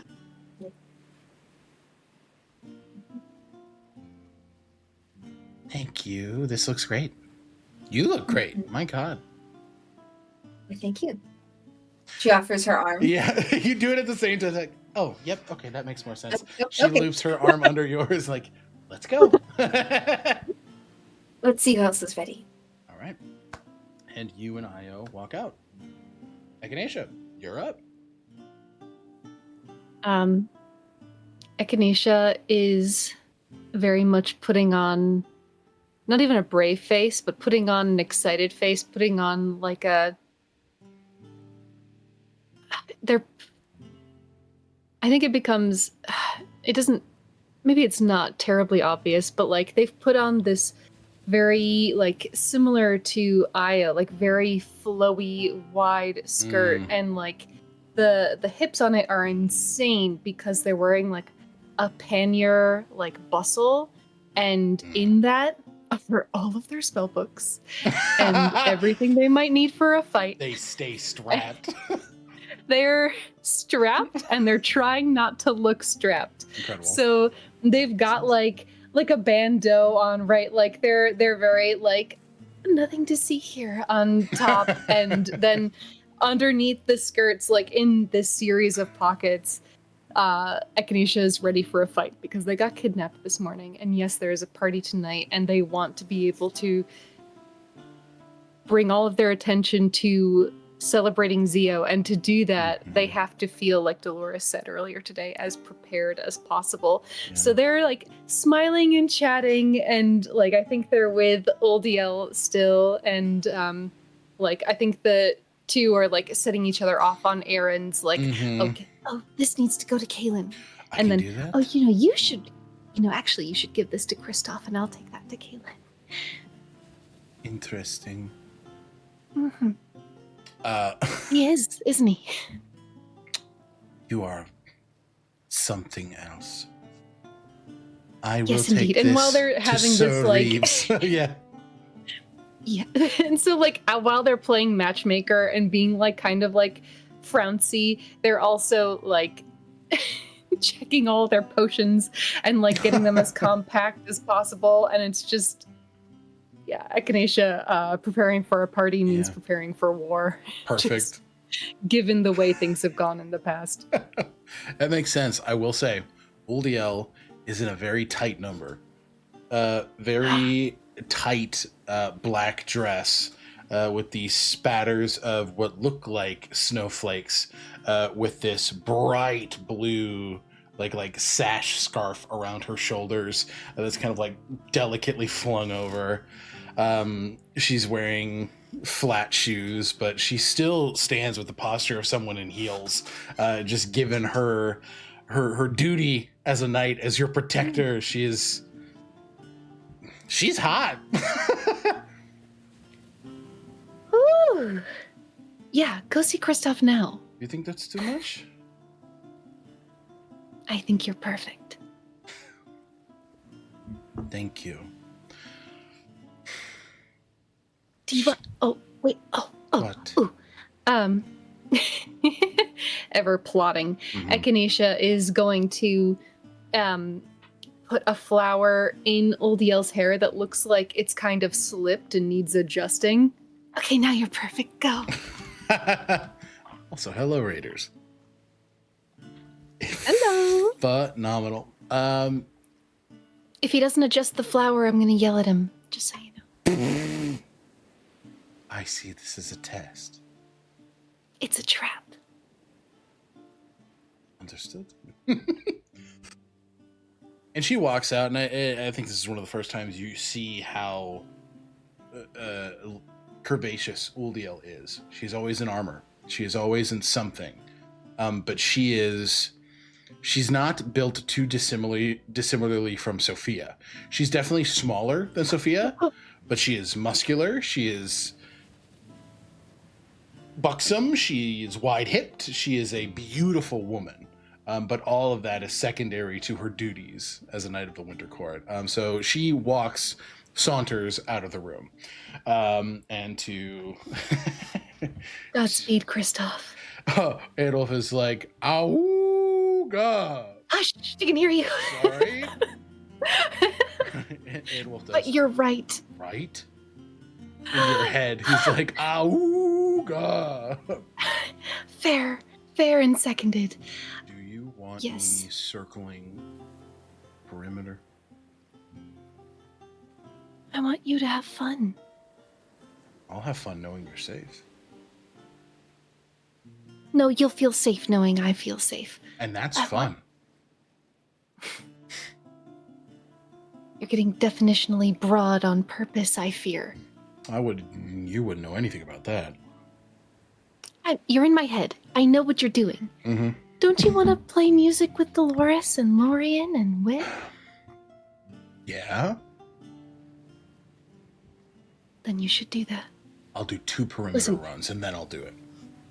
You're in my head. I know you have an outfit picked out. Shut up. And it looks great. Go see your man. Go talk to him. And you make your way to Kalen's, correct? Yeah, Echinacea. I like to think Echinacea walks in on a similar sight of Kalen not knowing how to knot an outfit very similar to Lucian's. Yeah, and Kalen, very similar to his attire for the Gala of Innovation, very unintentionally slutty. He's wearing pants that are both very flowy, but they have slits from the hip down to the side of the knee. And there's no shirt, but there's a large almost shawl that's like wrapped around the shoulders that just sort of hangs. And he's like, "Hello, darling, is this too much?" Oh. Is that the Adolf? No, that was me mimicking them. You look Ow! There they are. Yeah. You look great. Thank you. There is the faintest jingle of potions underneath all the giant bustle like pannier. I feel very pretty. They spin around. They're pretty in pink. Jingle, jingle, jingle, jingle. Yeah, he's got a high enough perception. He knows. He's just. Are you comfortable at the very least? Yes. Okay. Good. I am as comfortable as I'm going to be. I got kidnapped this morning. I know. I'm afraid they're going to do it again. Don't blame me. But if they try, I have a lot of aggression ready. You have a lot of aggression ready. You beat them once before, Prepared. and you have all of us with you. Give me a perception check. Actually, no, make it an investigation. You're the only one in here. Hey, with thank Kalen. you. My little wizard thanks you. If you're a 1, it's not. 29! It becomes very clear that Kalen is looking for your amulet of non-detection on your person. And it's very much revealed as they're like only wearing like a bandeau top. The amulet sits front and center on their person.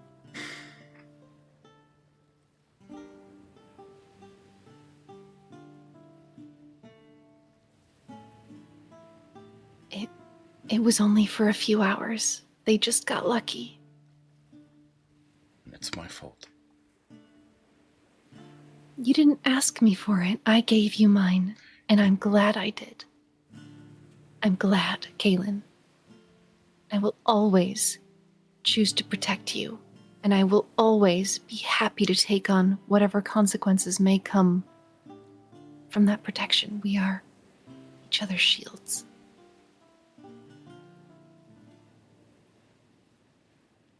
Maybe I should take lessons from you on how to be that. Because it is now twice that I failed you. Kaelin Vryn.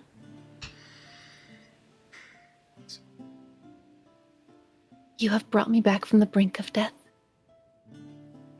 You have shielded me from harm more times than I can count, and I'm a wizard, I can count. I do not want to hear.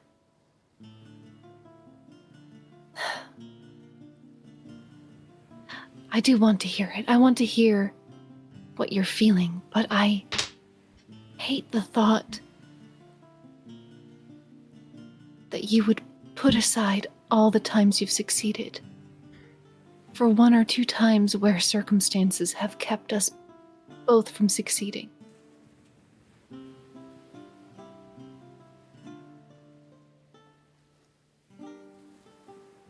That is very wise. And you're right.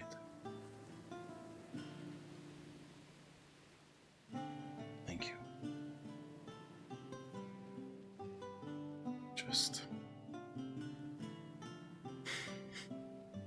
I'm in a rut, I think. But A rut? Yes. Explain. What do you mean? It What just kind of rut? feels like every choice I'm making is not a wise one, not a good one, not a smart one. But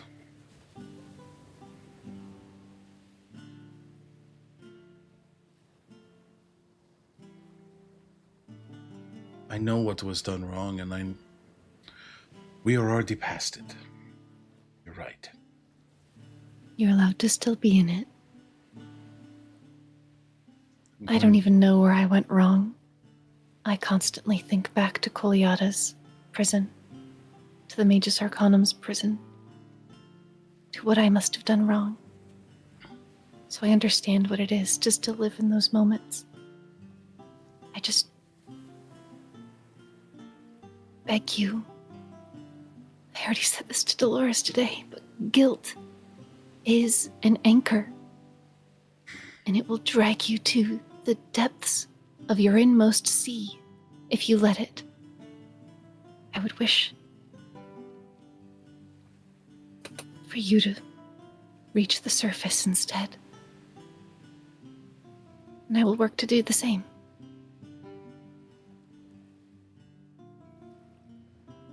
Kaelin takes Echinacea's hands and kisses them deeply.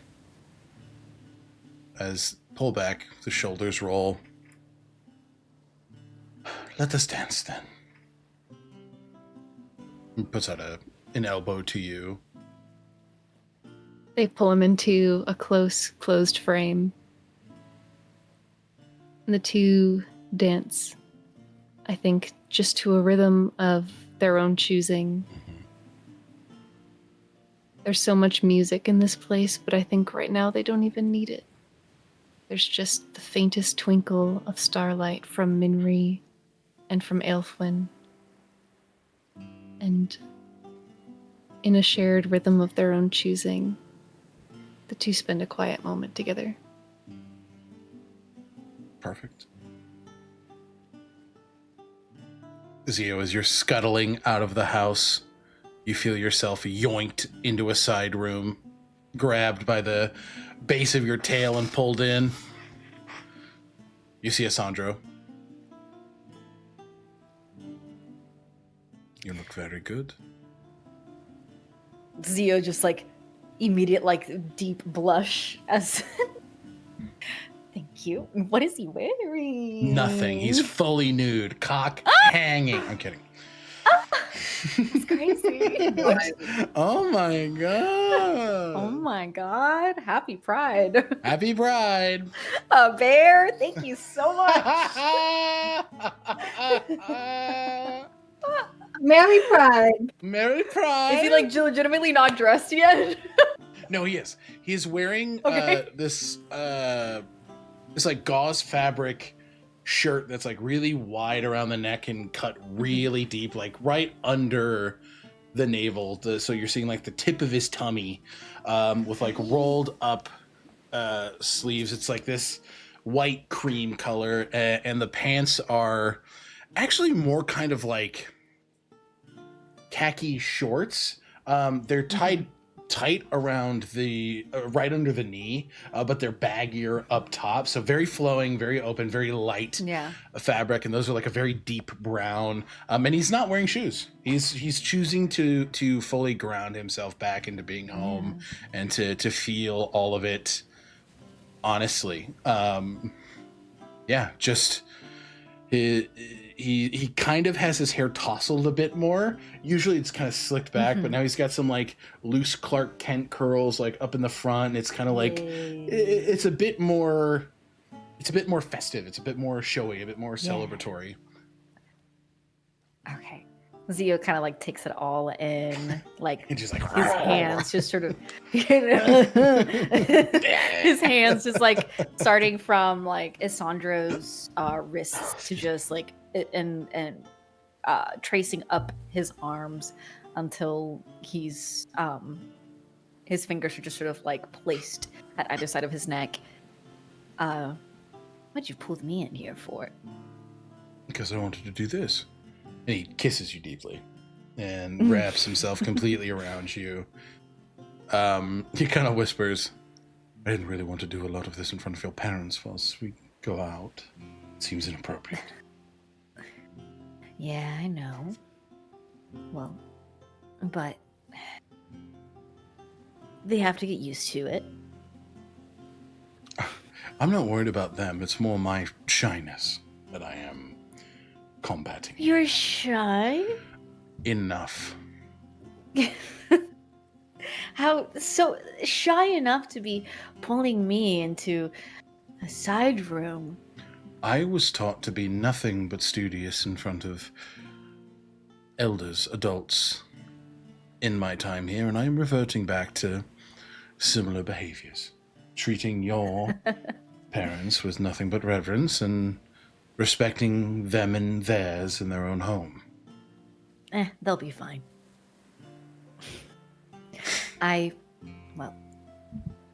My childhood was a little bit insulary and different from what is more often available to most people here in the island. Mm-hmm. I know most people sort of grow up in this big network of families and respecting their elders and everything like that, and my mom and dad kind of kept us a little bit away from all of that. So we are a little bit on the wilder side. So why I am the way I am. Makes sense. But I will work to be braver. Well, yes. Especially considering that tonight, if you'll be out and about, the news might make it to the Big Island. Oh, yes. To the others. And you're ready for that? I don't know. Frankly, being here with you, with everyone, I don't care about being ready. I care about spending the time I have. That is what matters to me. Being judged is what made me leave. Being loved is what had me come back.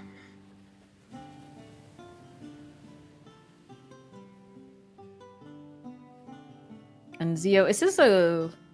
It's a private section of the treehouse, sure. Yeah.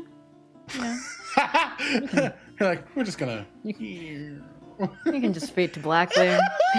Okay. Jarvis, fade to black. Jarvis, don't clip this. Fade it to black, actually. Don't clip this. Fade to black. Zio's gonna go crazy on this man. And she's like, I love him. Okay. And all right. Let's get into the party proper. How about that, gamers? So, as twilight settles gently over to cool, the first flickers of celebration begin to kindle in the heart of the village. The sea hushes as the sky blooms in shades of gold, pink, and deep sapphire. Lanterns of pressed sea glass and copper wire blink to life one by one, their soft hues casting shining lights over the curved walls and coral-dusted pathways. The scent of flame-charred peppers, honey-smoked reef hen, and spiced root vegetables curls up from the open ovens and wind-warmed kitchens, beckoning villagers and newcomers alike to Takul's center.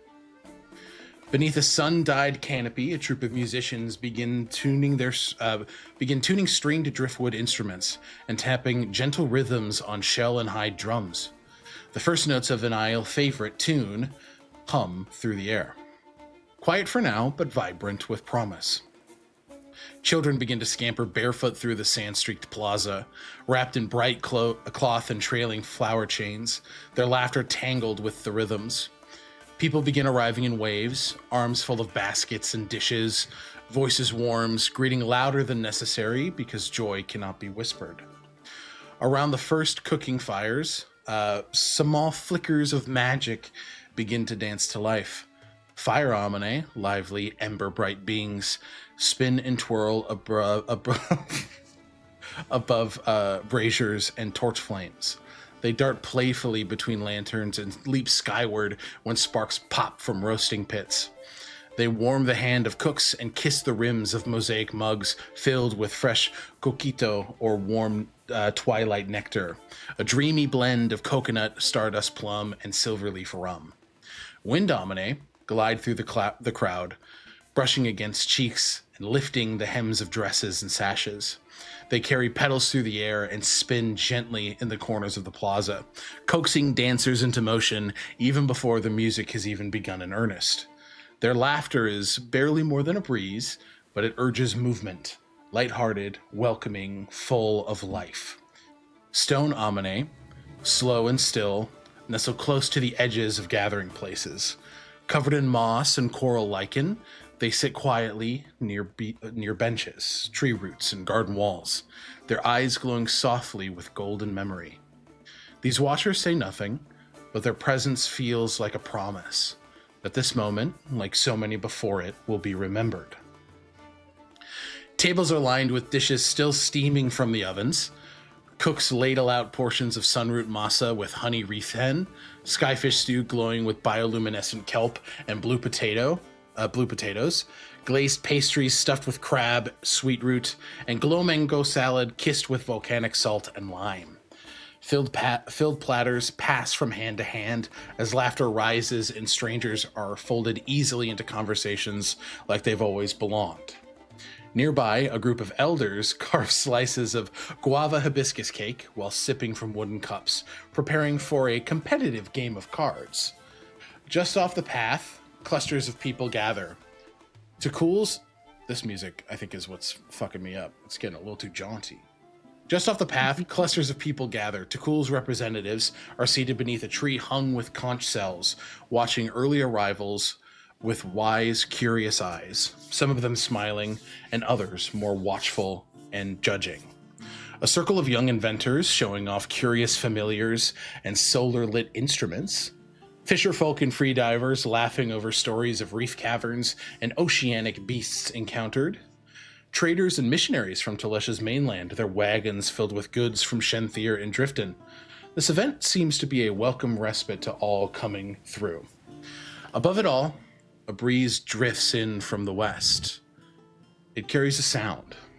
Not wind, not quite song, but a gentle whistle. A voice in the air, wordless and waiting. People move with ease among each other. As you all enter, you're greeted with warm words, gifts of handmade jewelry or woven flower crowns, and delicious drinks. Xiomara and Iola sit beneath a canopy, where they've set up for the night, proud and beaming as they watch their child amongst friends, amongst their community, finally home. The celebration has just only begun. The fires are stoked, the music is starting, and the spirits, human and otherwise, are stirring in time with something sacred. Tonight is a night of joy, of community, and of thanks and appreciation. And here, at the beginning of it all, the entire night is yours. So, you see the space around you. You all notice as Thero, the Kariki of Takul, stands excitedly and waves the three of you over. Please, please.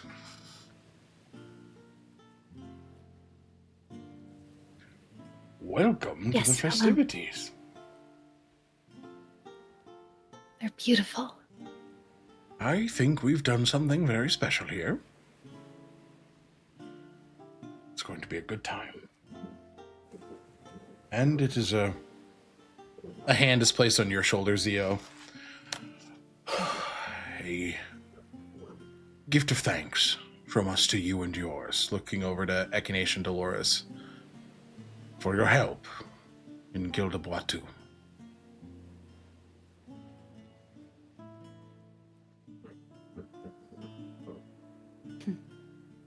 Well,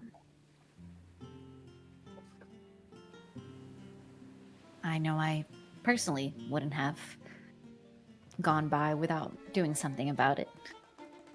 Even if I wasn't, somewhat personally involved in the fact of the things that are happening. Which also reminds me, by the way, did you all receive the response from earlier today? I Potential did. flooding? Okay. Yes. We're looking into that. I have, Valen, which you know, Zio, to be Valen Wavecaller, the Maya of Weather, Agriculture, and Natural Preservation, in Takul. She is an interesting Nanakin, Dwalnir, a combination of dwarf and Goliath. Very interesting proportions. She is short, quite muscular, bald, white pupilless eyes, who is... she's probably reaching 70 years old, but she's just as spry as the rest of them. We're going to look into it and keep an eye out and watch for any mention of Ilwainar. But I must say, some of the Maya are skeptical of these stories. Why? I do not know. But some of them think it is he begins to kind of look over toward the traders, the fishermen, the missionaries from the mainland, and over to the young inventors, kind of tinkering away at technology. You seem to think it's some sort of bad omen. I think they're wrong.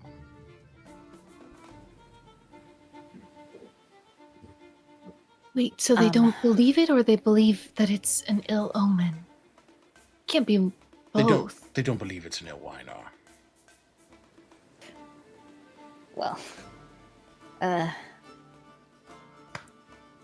best thing that we can do is just let them believe that it's not the real thing, and hopefully I can deal with it without having to worry them. But they should believe you. You're not lying. I'm not, but sometimes ignorance is bliss. And if they don't want to believe, if they don't want to believe, that's their decision. We know the truth, and we know what is happening. We know that this is an Ulwainar inserting herself into the potential breaking of the world.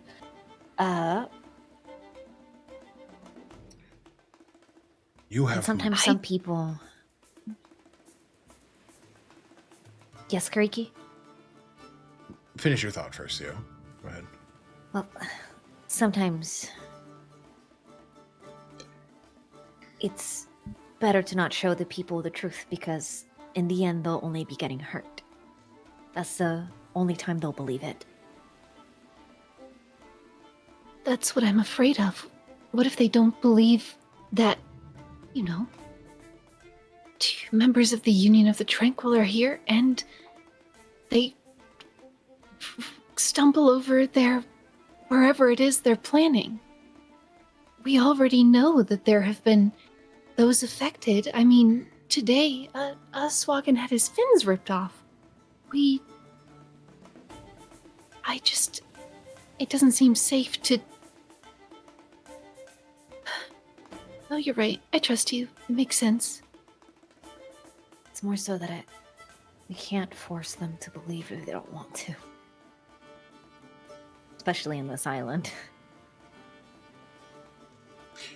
It would be nice to show them. But the sooner we can deal with this, the sooner they won't have to come across it. I just hope whatever happens, they don't have to be forced to believe, is all. If that's what you wish. You all have my support, and I want to make it clear. I believe you. I know that this is happening. I know this is not some ill omen sent from Mother's heart. This is reality. I might be old, but I'm not a fundamentalist like some. Kind of looks toward Inali. Just... I also got word back from your friend. Whistle. Is he okay? He's well. He's settling into his home.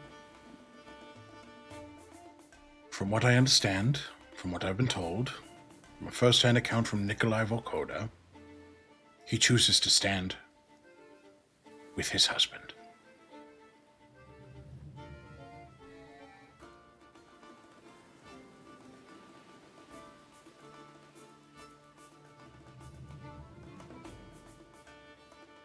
I am sorry. No. No, you shouldn't be.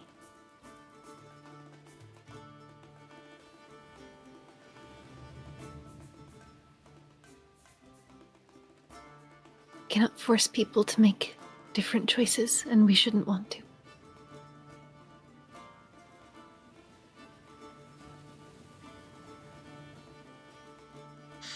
You're absolutely right. If I may, he sort of reaches under the table. could I have your wrists? Just one. Why? Pulls out these like seashell bracelets. Oh. I made them this afternoon. He ties one each around your wrist. Azio, yours. Thank Yep, you're very welcome. Yours has this teal coral. Echinacea, yours this bright pink. And Dolores, yours this like orange red coral and seashells. It is smaller than the festivities here, but it is a thank you all the same. You have my gratitude.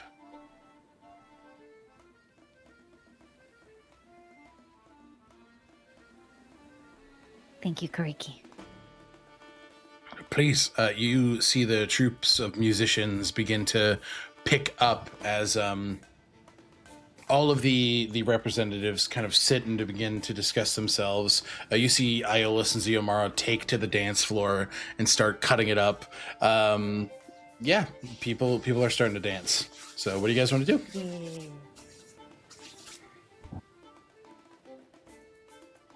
Throw down. Throw down. Okay, how do you want to throw down? Who are you choosing to dance with? Paint me a picture.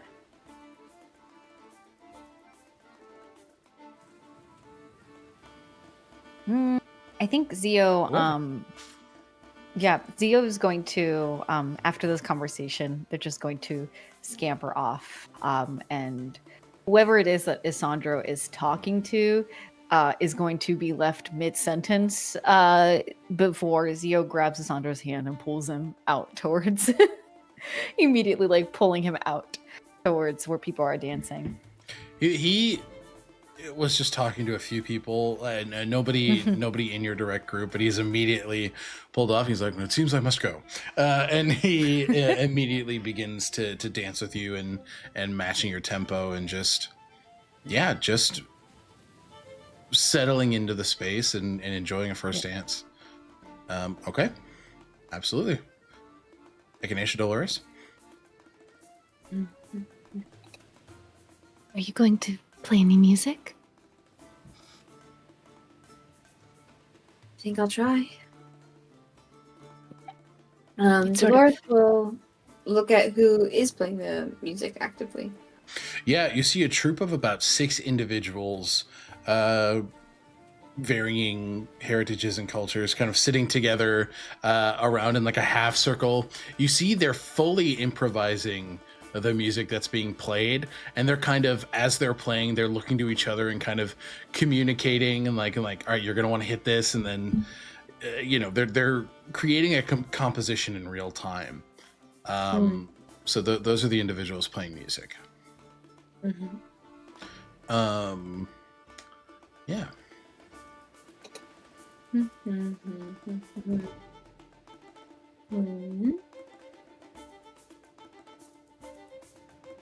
Just looking through some things. That's okay.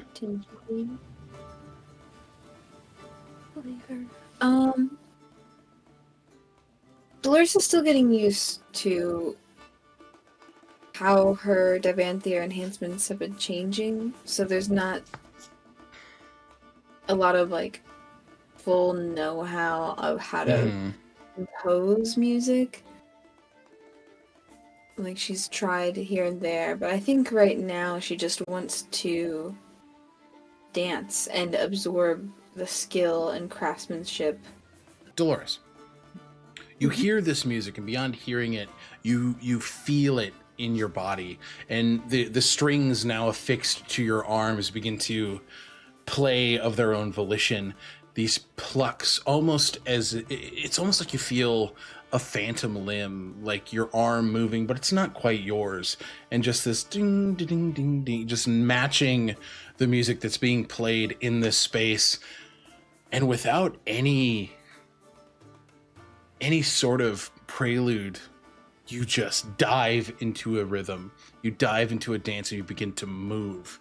And you're not dancing with anybody, correct? You're just dancing?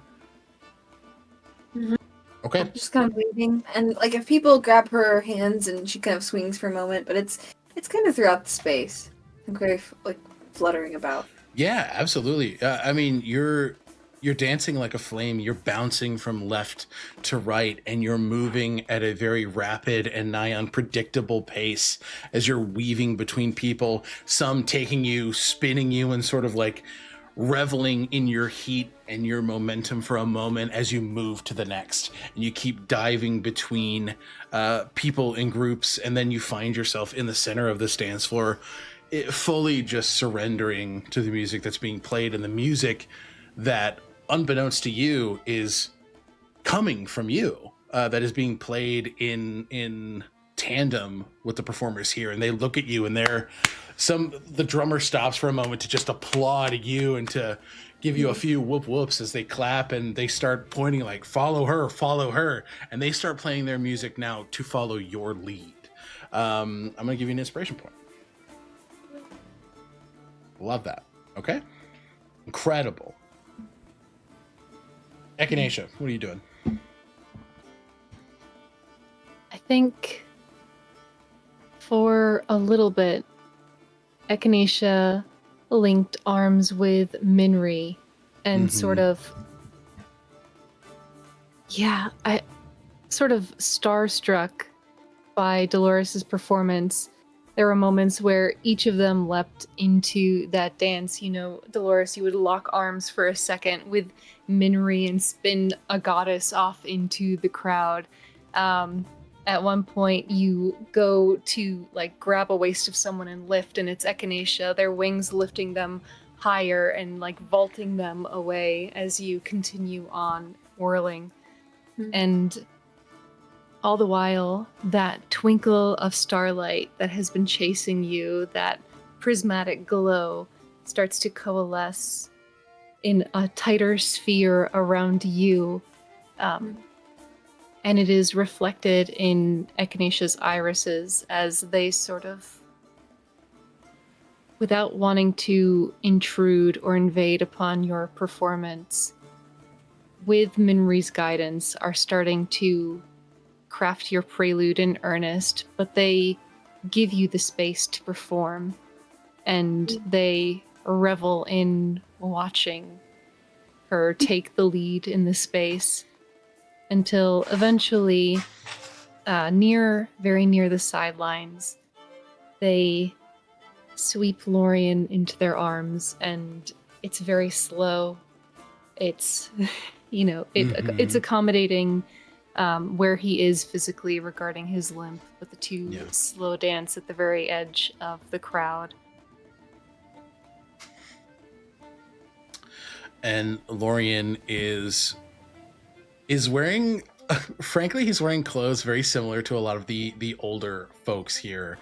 He's kind of matching the elders' attire, where it is this long sort of red robe with this very beautiful tunic underneath, wearing these very comfortable sandals and very big poofy pants, and he's just sort of slow dancing with you, and you look beautiful. Red becomes you. Coming from you, that is quite the compliment, my love. Maybe I'm partial. Oh, you're definitely partial. And Echinacea just stares transfixed as they get to dance with their husband. It's an echo and an elaboration on the first memory they reclaimed. And it's a new memory, too, in a new place, with a new bard coming into her own in the center of the ballroom, and a bard 5 centuries in the making, standing in the arms of his spouse at the edge.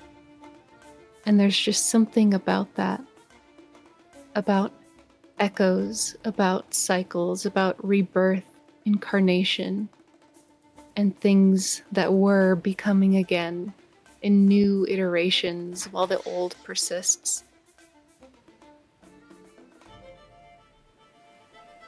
Lorien, As Minri dances, sorry. No, please continue. As Minri dances through the crowd, I think the stars that follow her intermix with maybe a few fireflies that have entered the space. Maybe there are baubles with hanging lights and a little bit of sugar water so that fireflies can fly in and out as they so please, temporarily lighting the space. And in the impermanence, the fleeting beauty of this space that Echinacea recognizes will mirror memories to be made in the future. They finally let themselves think about the offer Severian made, returning their memories.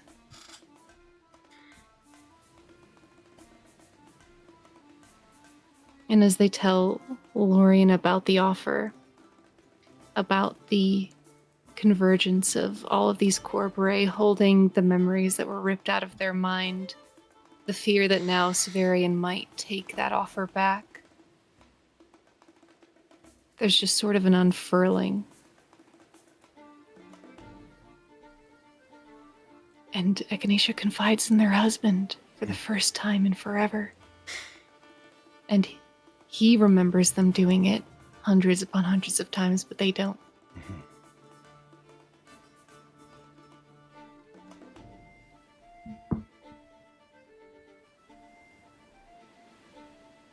He pulls him in closer, and you feel this wreath of light glow above you as Lorien casts dancing lights above the two of you. You are now wreathed in this warm glow, the same warm glow that you remember from this first memory. And he holds you close. I'm sorry, you're scared. You have every reason to be, every right to be. But what I want you to know, whether he takes it back, whether he keeps it, whether the world changes in ways we did not anticipate tomorrow, we are getting them back. I am helping you get them back. I am by your side through all of this. To be a very shaky shoulder to lean on. By my side and in my arms. But I know. I don't know how I know. But I know. We're going to find them. And we're going to find them together. You will be whole. You will be fully yourself. In ways that you couldn't imagine.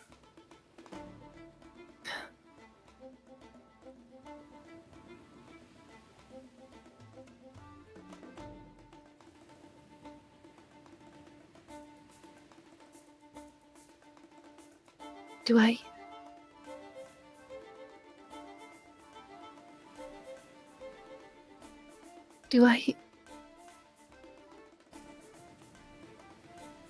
If I don't get them back, am I only a fraction of what I was? Or am I... Could this be whole? Could this be enough? For me?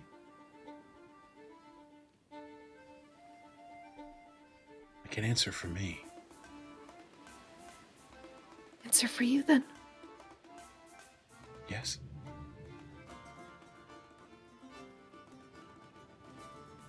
Because you are resplendent, caring, passionate, driven, empathetic, vastly intelligent, and gentle person. Whether you have it all, or you don't, I will repeat what I said in Illimbel. I love you all the same. Would that be enough for you? It's not what I want. But I have to be prepared for a future that may be void of my past. I don't want it. I want to be the person you remember. I want to be everything that I was. And I don't know what that is, but I want to be it. But if the worst comes to be, then it will have to be enough.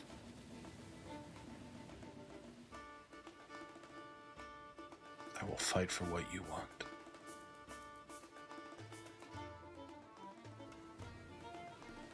Thank you, love.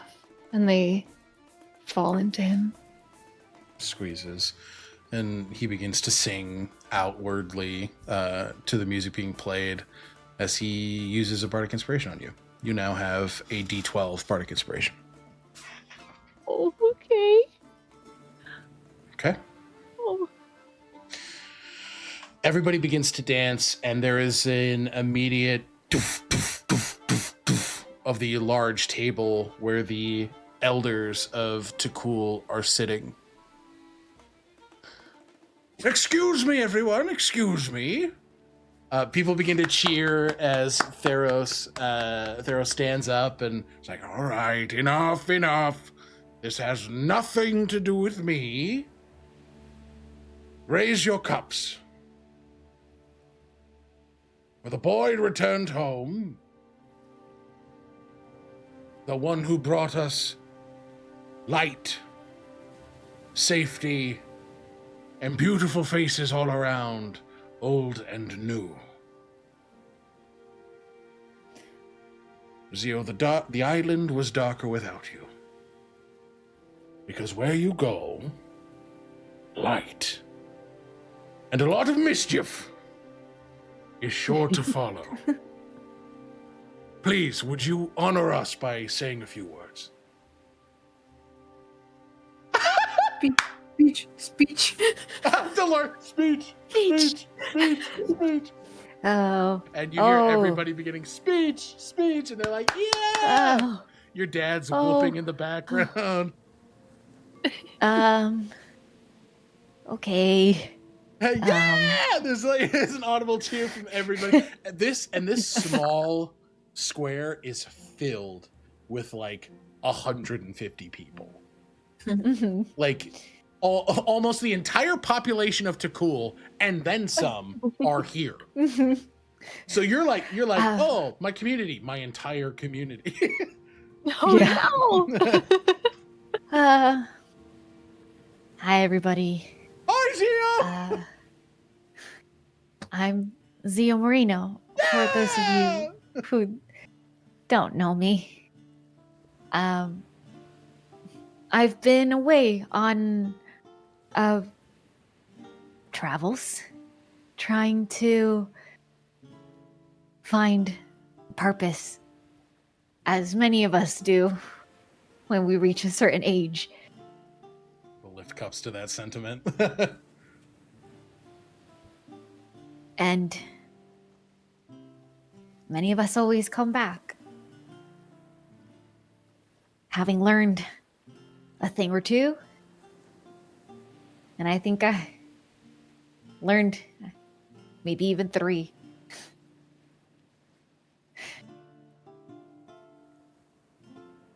But I think, unlike many people in this island, I left because I wanted to find something more out there without realizing of everything that I had here. Or maybe even fully appreciating it.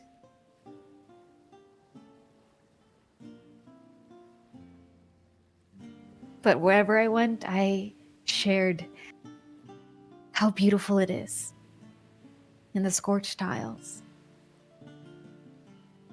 and how beautiful our community can be. I took that everywhere with me.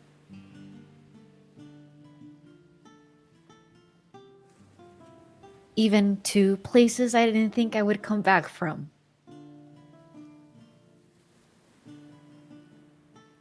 But now I'm back, and well,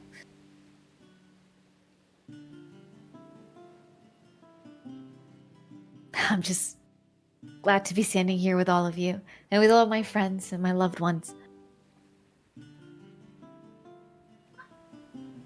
Hoping for, well, more love to be shared.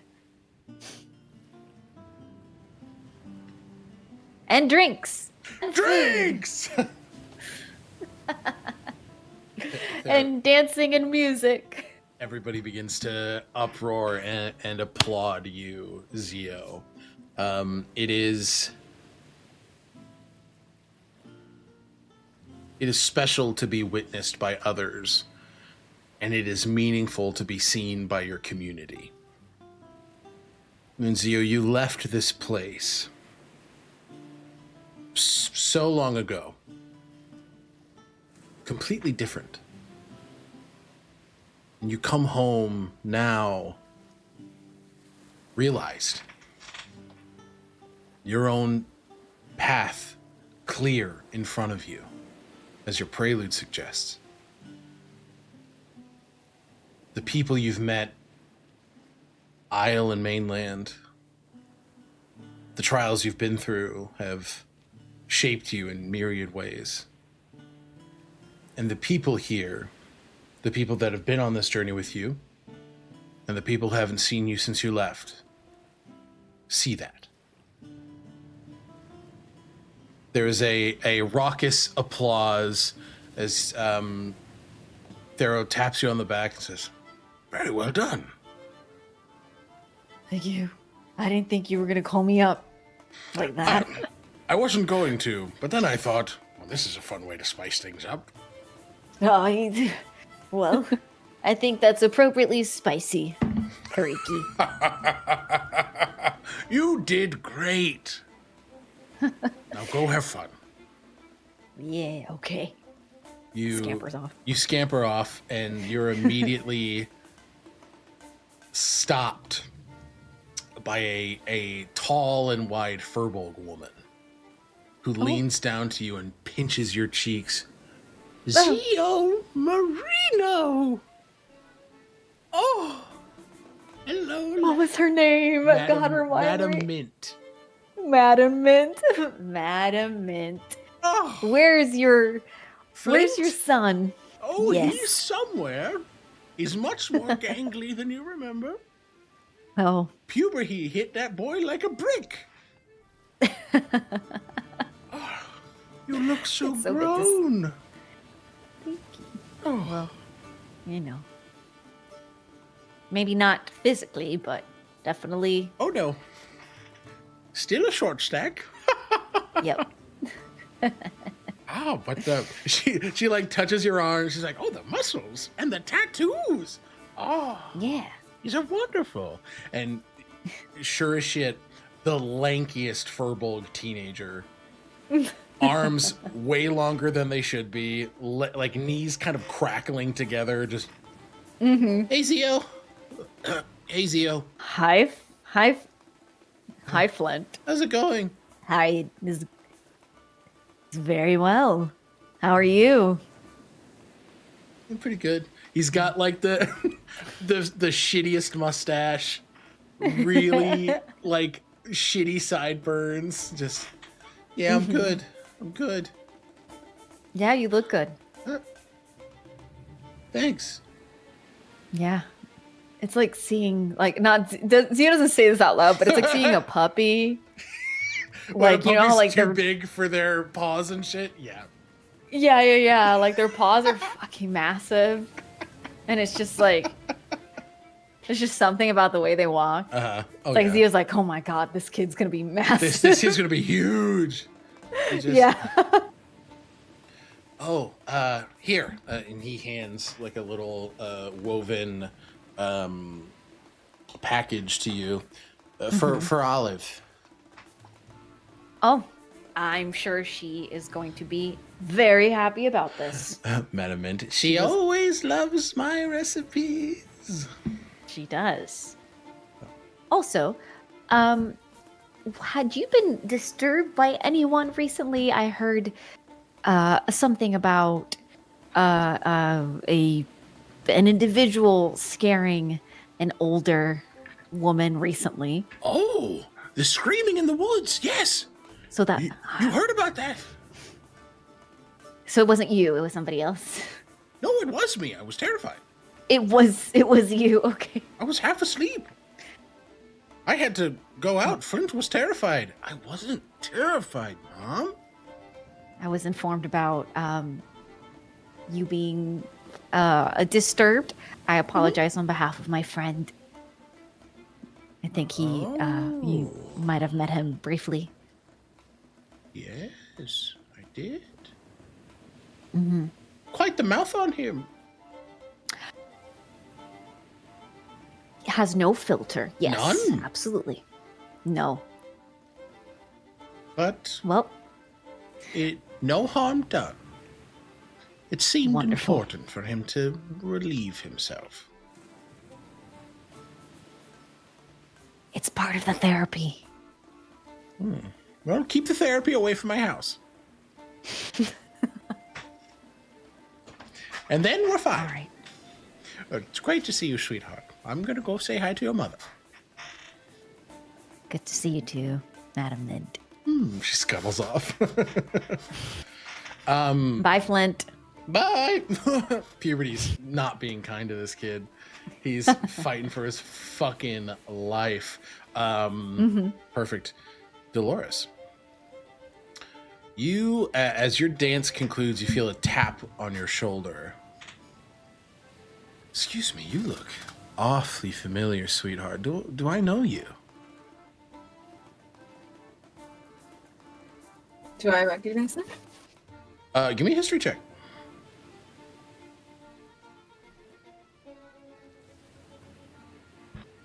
The nat 20 plus 4. Whoa! Incredible! You're rolling a 29 and natural 20. Let's go. That was like a 16. I just have crazy performance. Crazy performance. You got a 29 from a 16? Or like, yeah, 17. Jesus fucking Just Christ. 'cause I had like, yeah.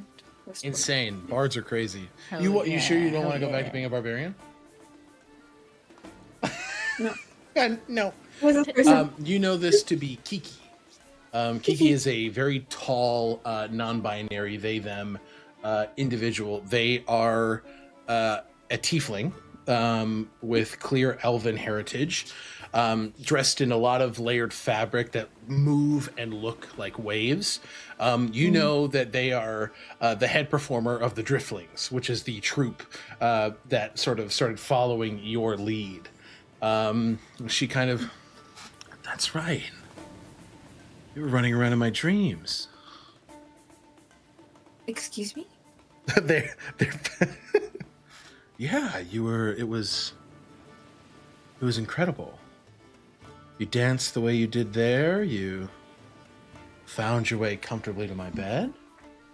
Maybe we can recreate the dream now. What do you say? What?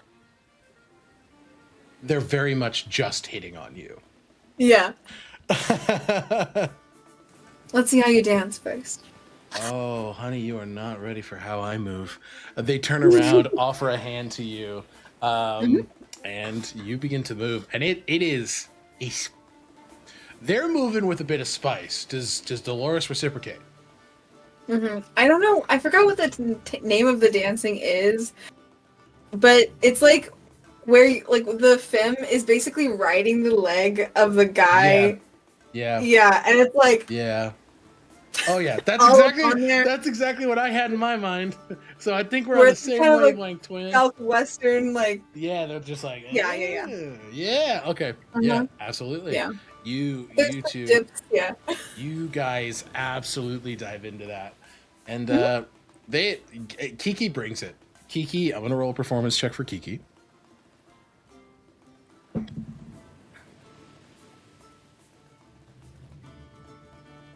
That's a 32. Oh, fuck. It is impressive. I You got stats? You're goddamn right I got stats. You're goddamn right I got stats. Everyone, this person has a stat block. What could that mean? But yeah, it's they're impressive.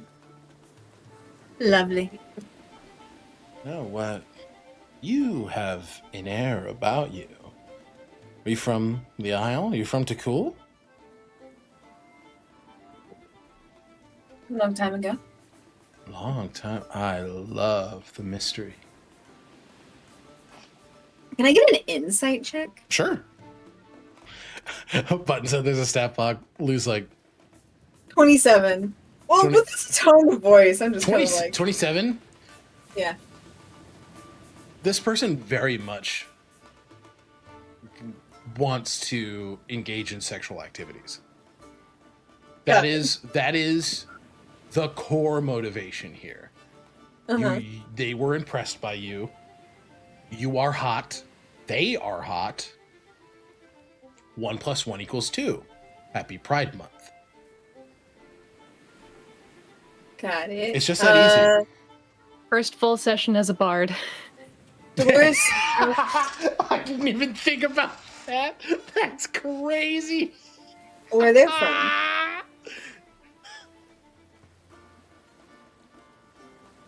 Oh, I'm from Obilda, which is Aasimar? indeed. Oh, would you look at that? I don't remember you. You must have left when you were real young. Indeed. Who are your parents? Ike and why am I forgetting my mom's name? Mother? Ike and mother? Ike and mom. Mom and dad. God. What's her name? Ike and mother. It's Hannah. It's Hannah. Okay, thank you. Hannah, yes. Okay. Ike and Hannah.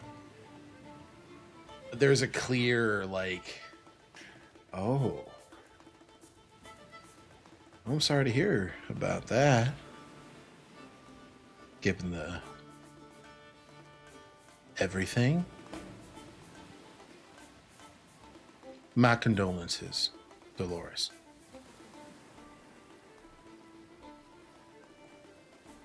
Do you know much about Hannah? Oh yeah, no. She used to babysit me all the time. When she was younger and without you. I'm a bit older than you are.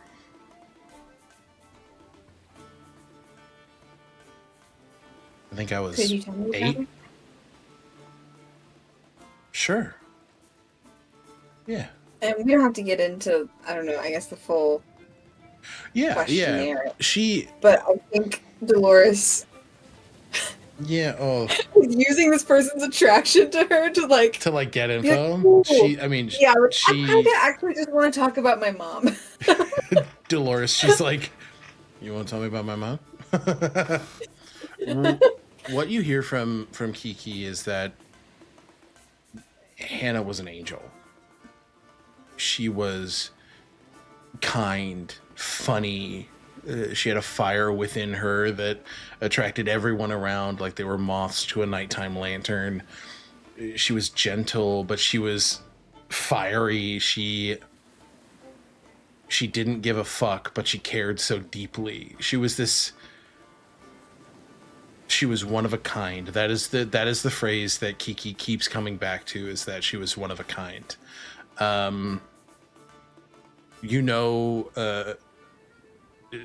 In the time before you were born, because she would babysit Kiki until they were about 8, and then you were born.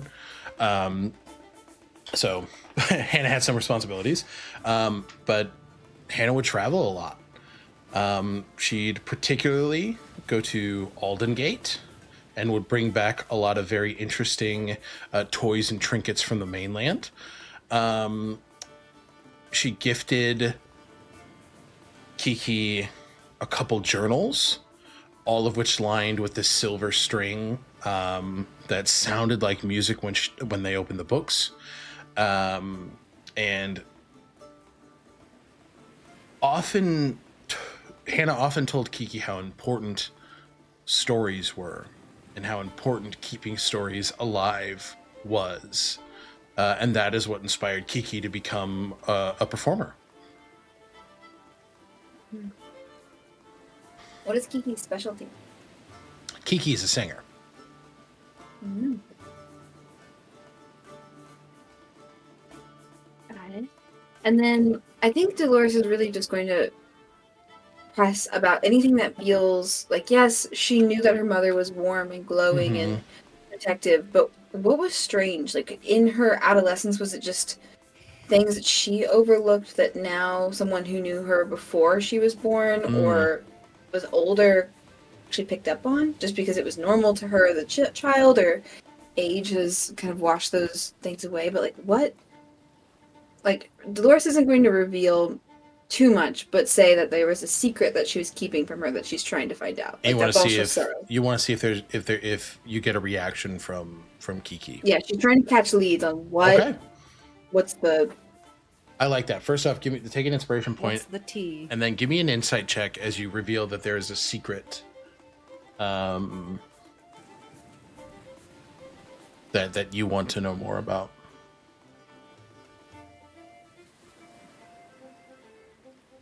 15. There's a hint of recognition. A secret.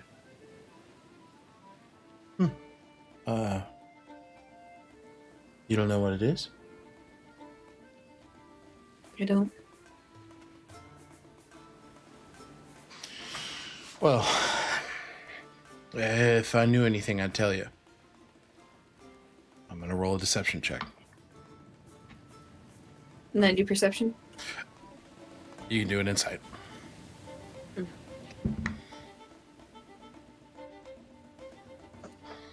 Rolled a 22. 23. Yeah. They Jack of all trades is here to fuck you up, Alec. Yeah. This is your new life. they know Me something, and they are. knowing anything could be the difference between my safety, people that I care about safety. But the thing that she had left behind to tell me was broken. Anything that you know could help me become what she wanted me to be. That's the key thing. What she wanted me to be.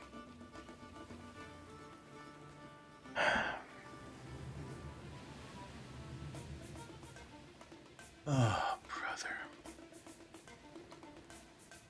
You ever been to the mainland? When I was small? Or do you mean the rest of Tolesh? Yeah, old Tolesh. That's where I grew up. Old Cass, mainly. That's Drukamesh. Oh, Drukamesh, my bad. You took a couple trips to the coast, Okay.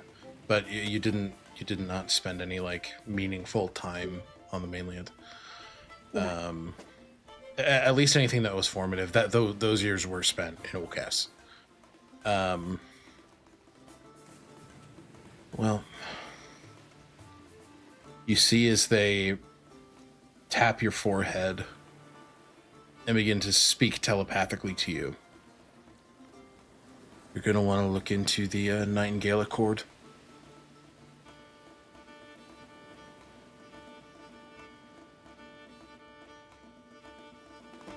They're a group of bards, scribes, history keepers. They etch the stories of this world into song in order to safeguard them in the case that a calamity happens. Things are forgotten. You know, protecting stories and using them to prevent calamity.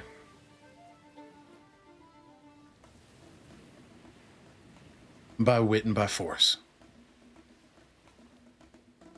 You're going to want to go to Alden Gate.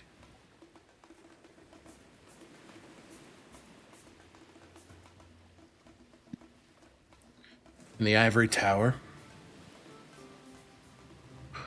you get...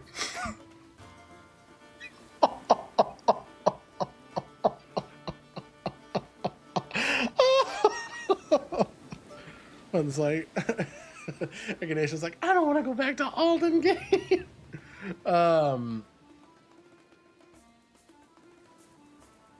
You're gonna wanna look for a woman, Aasimar woman, by the name of Esali. Eesali.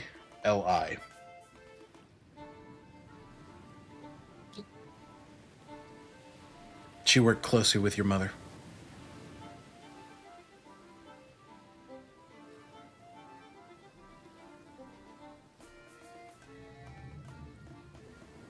Why didn't you want to tell me? You think you're in danger now? Just wait until you get wrapped up with them. I don't understand. That's by design, Dolores.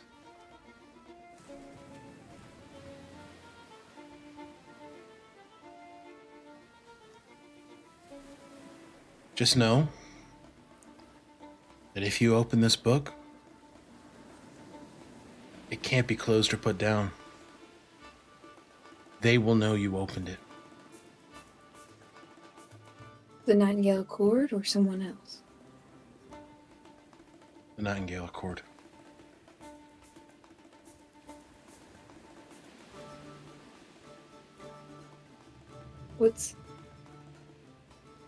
I mean, certainly taking things by force isn't always the most righteous way to do it, but it doesn't seem so bad. The Nightingale Accord, not the taken by force. Yeah, Hannah thought the same thing once.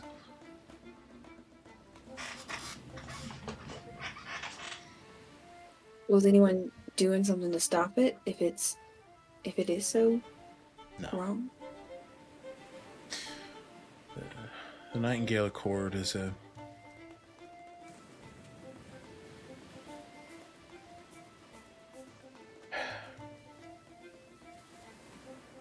I don't know if I can trust you with this.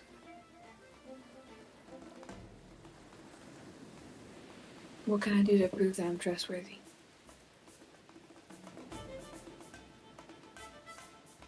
What do you need to know? I need to know that my name will never come out of my mouth when you're dealing with them. Because if it does, I'll never be seen again. I'll be locked in a tower somewhere high. And they'll never let me go. Where? And I have a gift that in case I do slip up, I can erase it from their memory. Gift of She's Gab like, is a "Ooh." great spell. All right. All right. Give me a persuasion check. I'm going to give you advantage here. Okay. Good, because I got an outline. Ooh. Maybe. 23. Kiki. Kiki, tell me! Tell me! The Nightingale Accord is an offshoot of the Mage's Arcanum. Interesting. Do all of the members of the Nightingale Accord know that? Oh, of course not.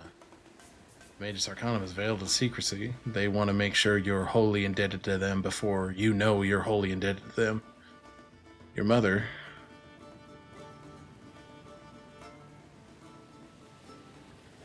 Your mother killed a few people for them.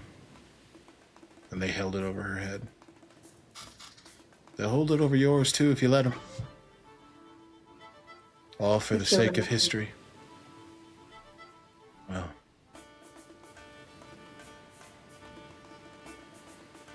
How do you know all this? That I cannot tell you. Not yet, at least. Want to dance?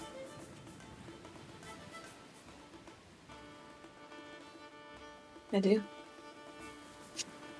You continue to dance.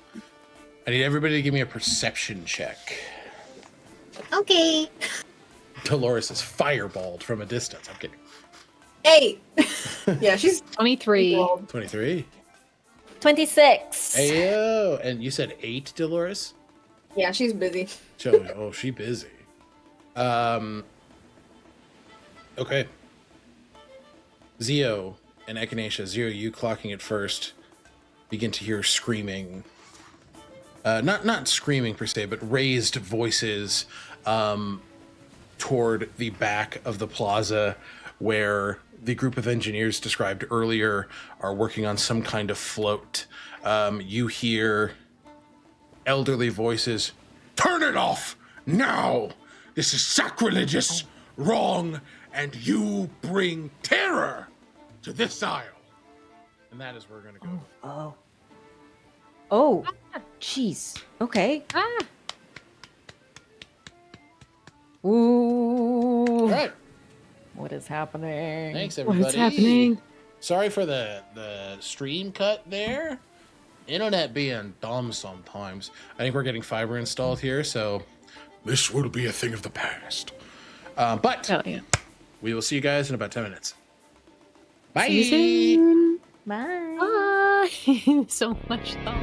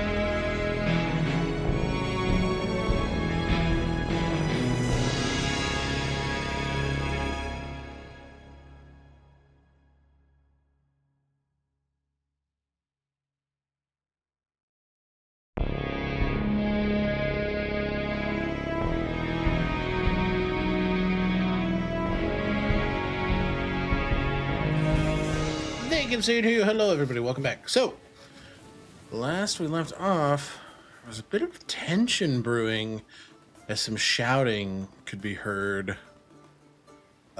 within the event. I'll paint a bigger picture for you guys. You see these the same individuals that were building the lights as you were entering and kind of affixing solar panels to instruments. You see them building a float meant to depict the patron spirit using light projection, sound crystals, and Zio and Echinacea, with your guys' perception, this will stick out the most to Zio, just given the knowledge of the patron spirit, which is this large plesiosaur-like entity with a mountain on its back, sort of spilling over with pearls and foliage and seaweed. The technology glitched. There was some sort of error that occurred, and the face of this patron spirit shifted. And it looks... Some could call it a caricature. Doesn't look quite like the entity you know it to be. And this is quite clearly offended some of the elders here. Mm-hmm. And they are, very, very... Nothing is violent, but there's a heaviness to the air. Yeah. Zio, as they see the tensions brewing, they go over and they... I can only imagine that Io is with Dolores. They just sort of... Well, no, Dolores is with Kiki.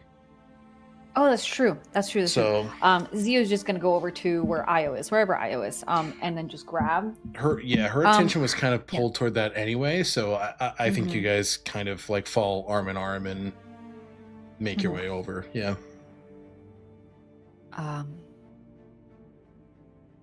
So I think there might be something going on with the float that was being built. Maybe you could try helping out something? Yeah, I can ask. And you see there's this older man. You know him to be Valez. He's like everybody's Tio. He's everybody's uncle on the Isle, and he's kind to everyone, but he is very traditionalist. He's he thinks that, rituals, the ways of life, everything here should remain untouched. No tech, no shortcuts, no bending to the outside world. And that's very much the perception, the bending to the way that others do it. And he is kind of pointing a finger at this younger halfling-looking individual by the name of Navi. Just, we weren't intending to offend you. It was a mistake. It was an accident. And that's exactly why it doesn't belong here. Boy, you fail to understand the implications of what you do. Because this is all more than you can possibly understand. This has no place here. Hey. Hi, Vallis. Hey, King. Zio. Long time no see. It's been a while. Yeah. Look at this mockery. Okay, yeah, I am looking at it, yes. But what... Maybe the derision and the tone is not really helping the situation. Isakata deserves far more of our respect. And that is spelled Isocata. For anybody who's trying to type that out. Well, it seems, and Zio's going to take a second as they're trying to peer beyond just the what everyone else sees and to the feeling and the emotions of the Amine as well in this space. Just kind of taking in what's happening. Do they feel perturbed or wary of this technology? Give me a nature check. Mhm. And Oof. I'm gonna use an inspiration because that was a 4. okay. Oh, no. And while you make that check, I think Dolores is still locked into her dance, given the perception check. But I want to see Button. Where is Echinacea right now? Because I know you clocked it. Yeah.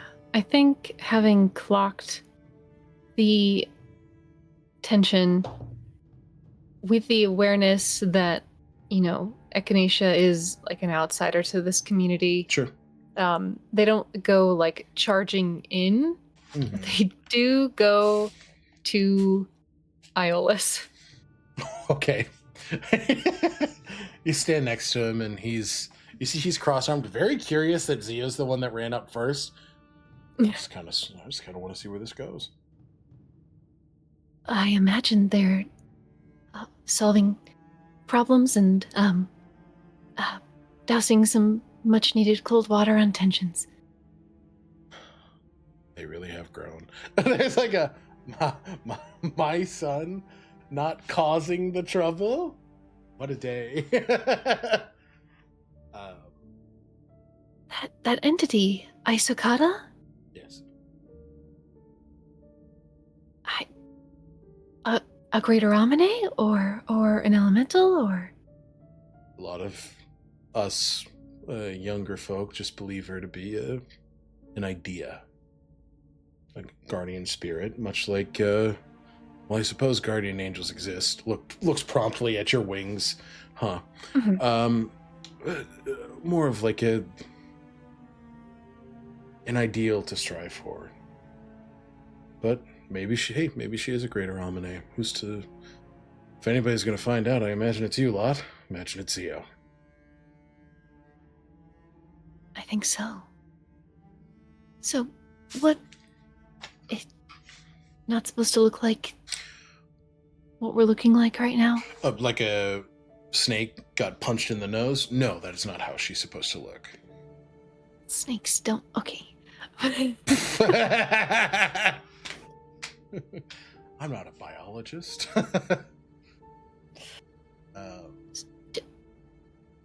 What? I think, yeah, Echinacea is so oriented toward problem solving and are also like, this is not your space, so they keep going, no. Iolus eventually Like- hands you a drink. Is this... Yes. Yeah. Thank you. It's going to be okay. He takes a big sip of his. Okay. Yes. I can't help. I'm gonna go dance. Oh. And they- He takes that as an invitation to dance together. He's like, let's go.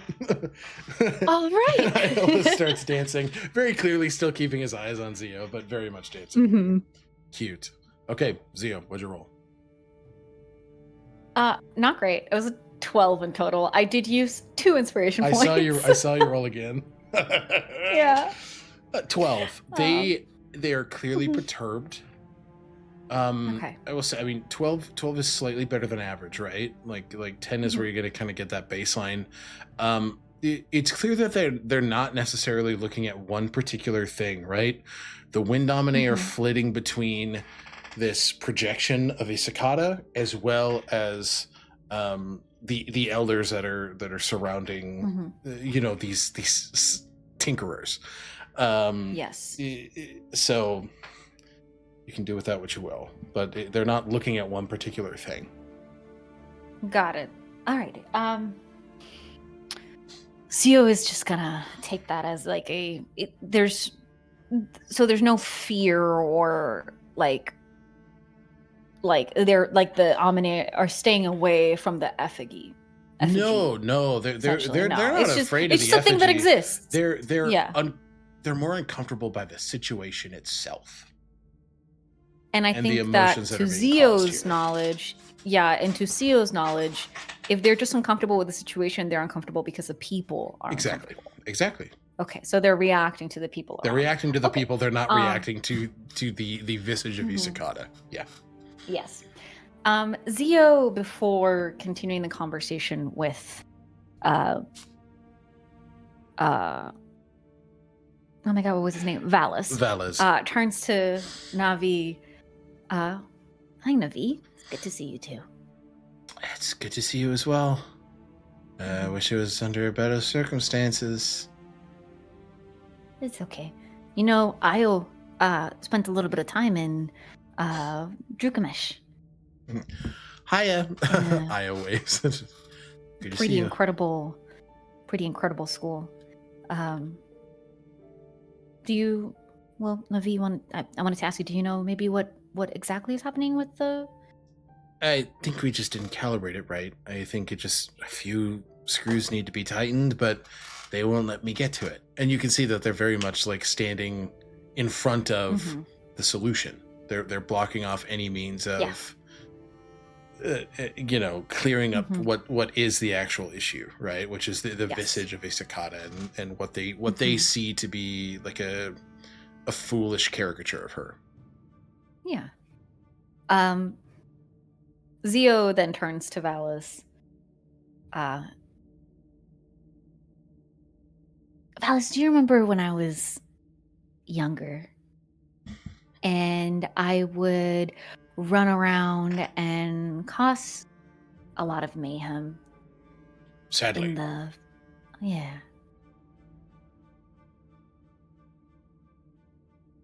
At times, I could hear you also provide your insight in letting me know that that's not how things should be.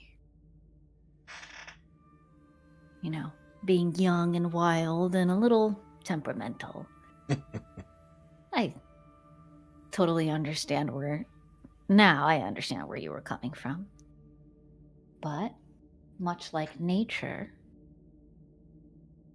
something that Isakata herself is part of, there is this ebb and flow of change and transformation that comes. And I don't think, well, wherever Isakata is, if Isakata is, I don't want to step on your toes and not say that she isn't what she is supposed to be. I don't think she would be insulted by this. This is a gift. A gift? Yeah, it's a gift. And the wrapping's been tousled a little bit.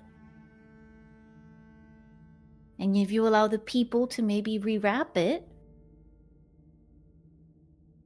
it can continue being the gift that it is. This is mockery. Zio, you've been gone for too long. You are also tainted by the promises of expansion.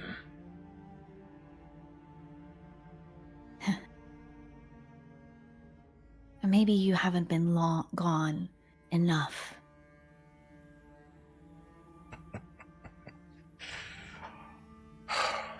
These Sometimes people. They're not people. They're not just these people, Valis. They're our people, our community. He looks toward the traders, the missionaries who are very much enjoying drink. Look over to your friends. They challenge everything I believe in. They want to change it all.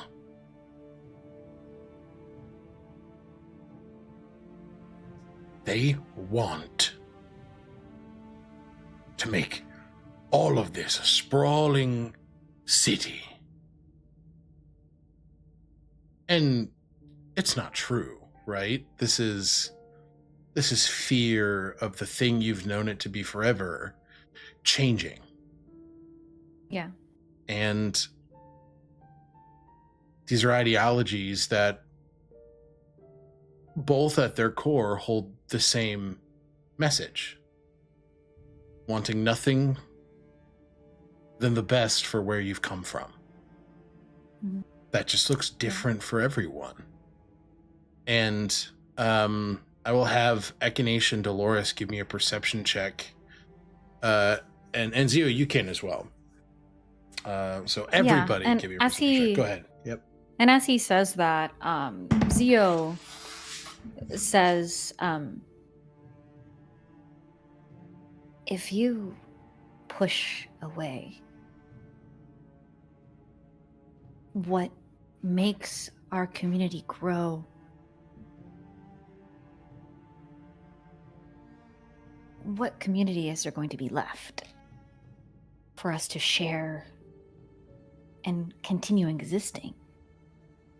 We will exist in the ways that we have. In the ways that give back to the mother. He points very, very pointedly over to Mother's Heart.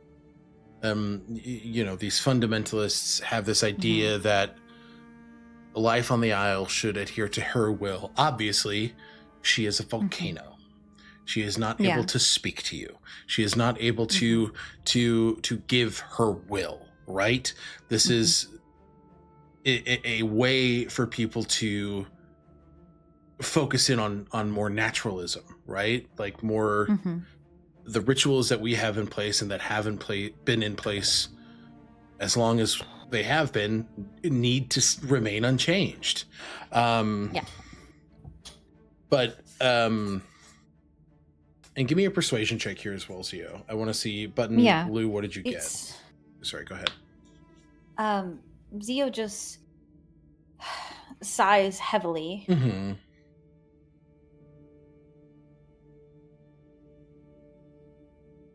How are people supposed to give back to the mother when you're not even allowing them to give? Not just in the way that you know, but in the way that they know. There's many ways to give. There's many ways to share. We're doing it right now. Food, dance, drink, music, words, arguments, love, anger.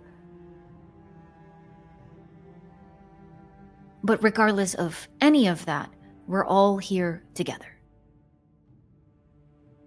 We're existing in this moment in her presence.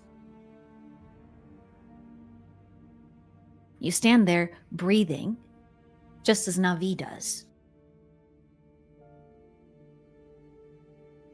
The only thing is that Navi has a different way of showing her appreciation. And maybe for this evening, it's better to let things lie. Allow Navi to fix the problem. To show appreciation, not just for Mother's Hearth, but for Izakata as well. Allow her to show you you're not trusting that she can. And maybe that's the issue. It's a lack of trust. But why don't we let the anger rest? Allow her to fix the issue with the effigy so that maybe even you can witness a different way of appreciating something. Even if just for this one moment. What was the result of that persuasion check? What? You're like, I didn't roll it. Okay. Okay. Oh! Good. 26. 26. Okay. Yeah. You see a couple of the elders, a vast majority of them, Frank. There were about 4. You see 3 of them. Valez is kind of the last little outlier here. He's the oldest, right? So he is the most stuck in his ways. But you see 3 of them just sort of move from the piece of equipment that needs to be repaired. As you see Navi sort of rush forward, Io flanking him just to be an extra set of eyes. She pulls from her dress goggles. Why she brought them? Maybe exactly for this moment.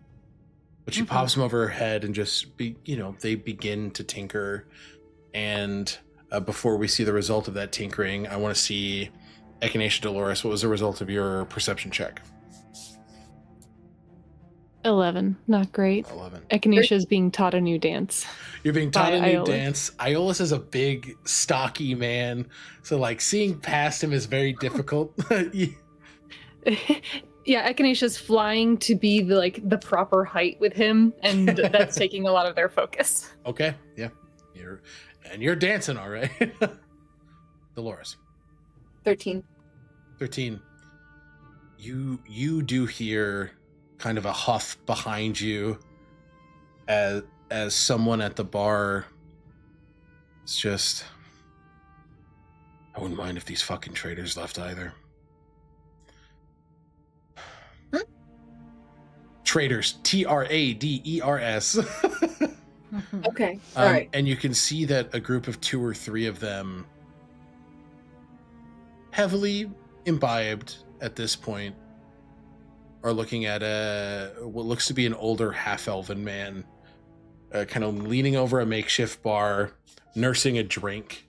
He looks weathered.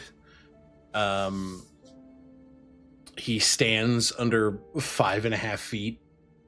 His frame is slight and stooped. He seems to have a tremble in his fingers that speak of old wounds or deeper burdens. Brown hair is now streaked heavily with gray, tightly tied back loosely with a strip of sailcloth. And he has a faded cloth eye patch over his eye.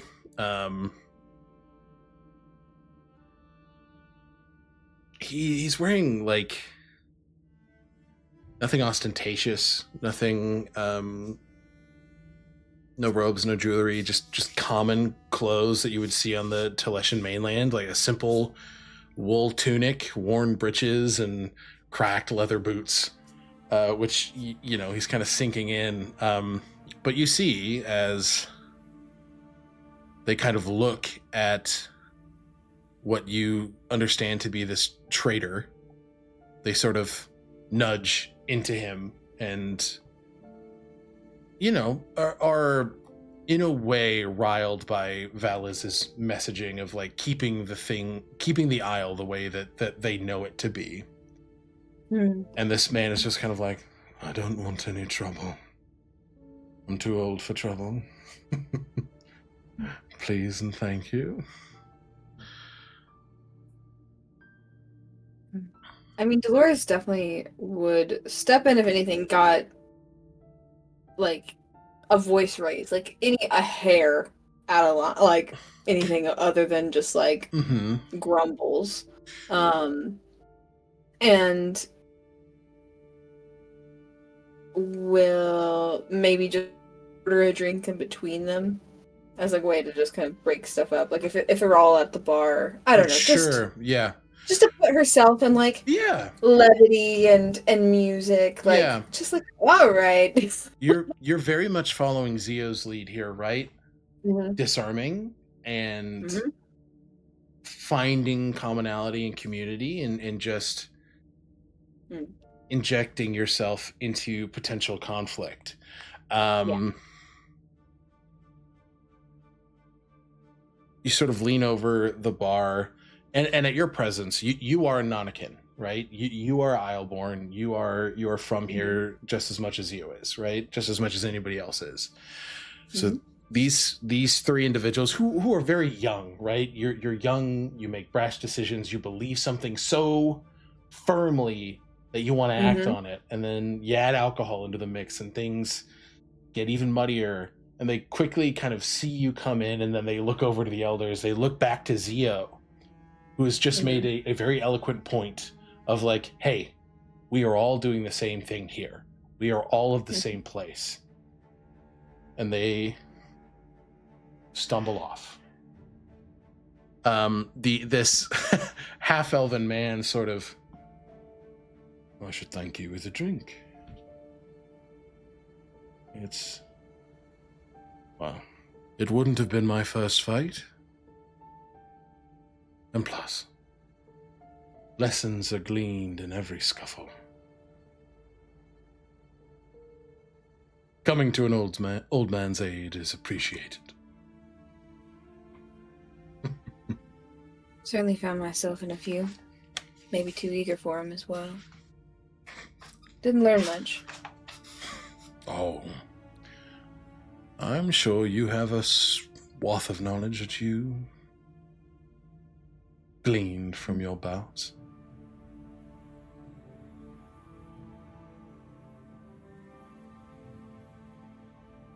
I'll pass on the drink, but keep an eye out. And who should I thank for my rescue?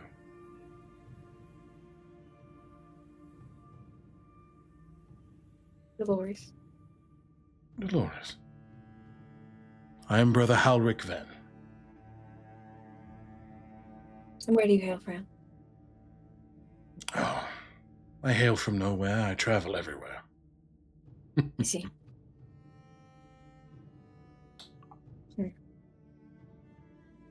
Wherever the Stormlord takes me. Stormlord, you say?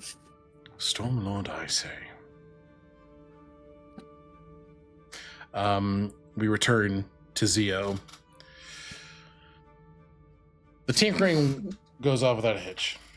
It's fixed, and as soon as the visage of Iocosta is repaired, tensions begin to lessen further. Mm-hmm.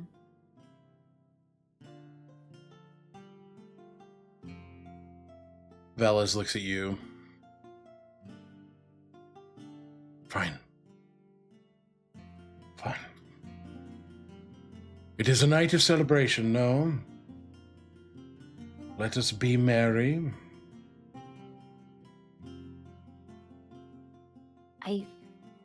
I do want to make sure to acknowledge, Valis, that keeping our island safe and honoring our traditions is very important. I agree. Sometimes it's okay to bend a little. If you become too stringent, well,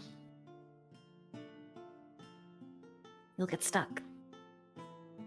Again, ebb and flow. The river bends around the rocks. But things continue.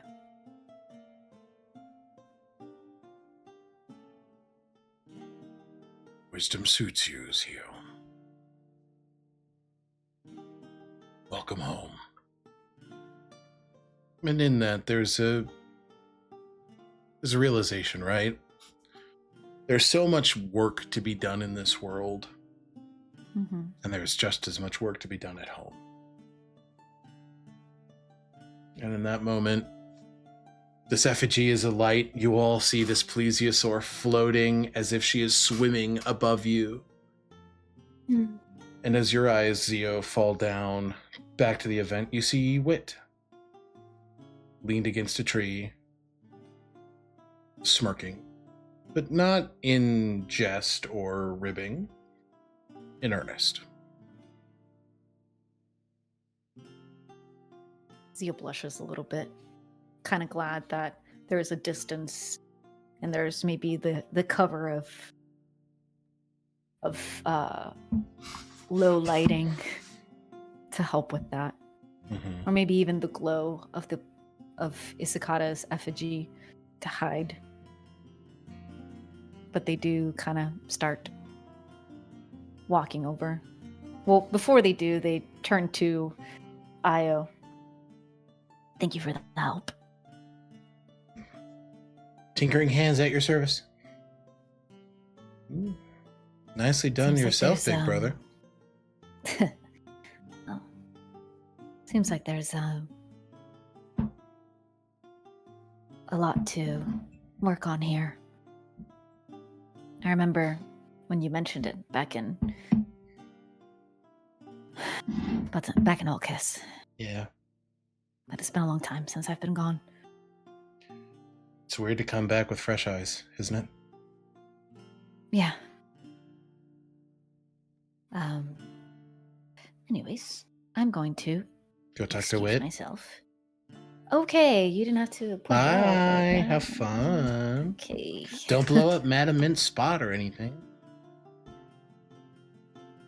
No promises. Mhm. As Zio kind of chuckles to themselves and start. They walk over to Wit. You make your way over to Wit. Yeah, he's just standing there and diffusing an argument. Impressive. Especially with that guy. He was a prick.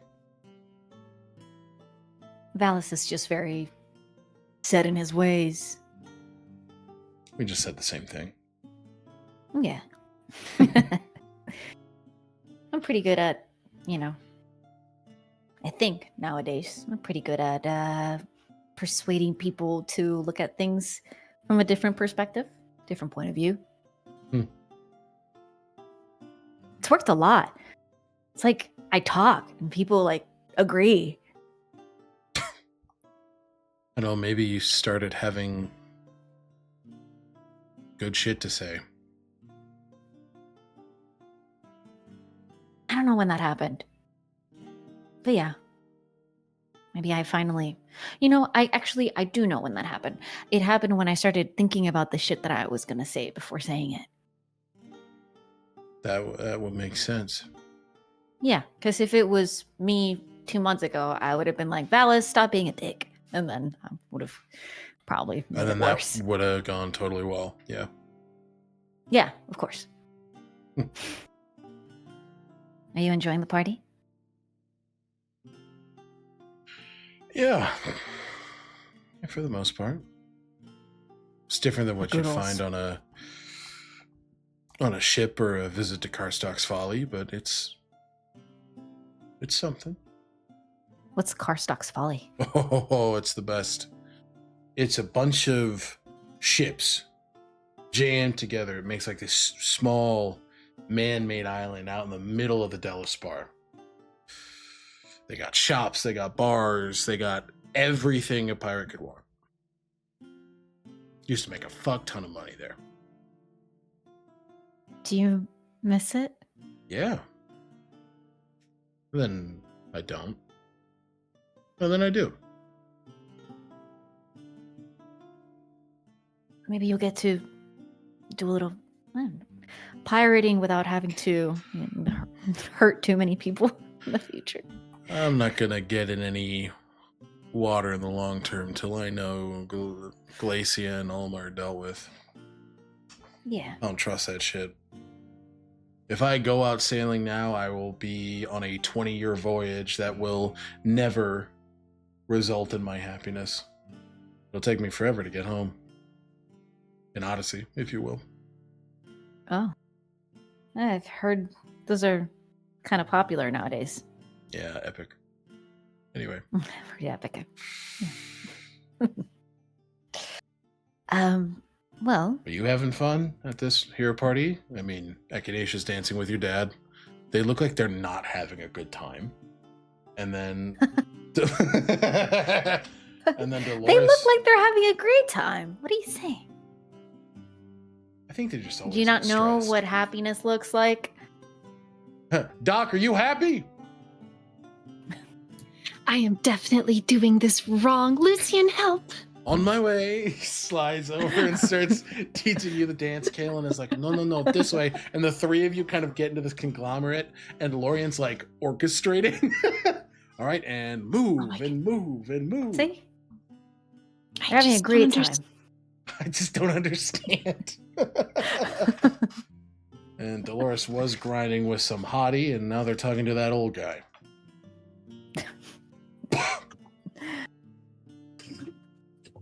What hottie? Zio That looks. one points directly at Kiki. You'd have It's to like, be what is- fucking blind. What does Kiki look like again? Kiki is this like 6 foot tall AFAB non-binary tiefling. Mhm. Yeah. Wearing this purple skin, long horns that kind of curl in the back. They have a big braid that kind of rolls down the back, sharp yellow eyes, like very sharp features. Ooh, Yeah, yeah, I mean, that's come on. They're very attractive. Yeah. Well, good on Dolores. Great, I'm a great. Why haven't you Dolores. asked? I'm busy. I haven't seen you dancing with anyone. Yeah, I'm not. I don't dance. I play music. I don't react to it. What do you mean? There has to be some kind of a emotional reaction No, to music. it doesn't have to be anything.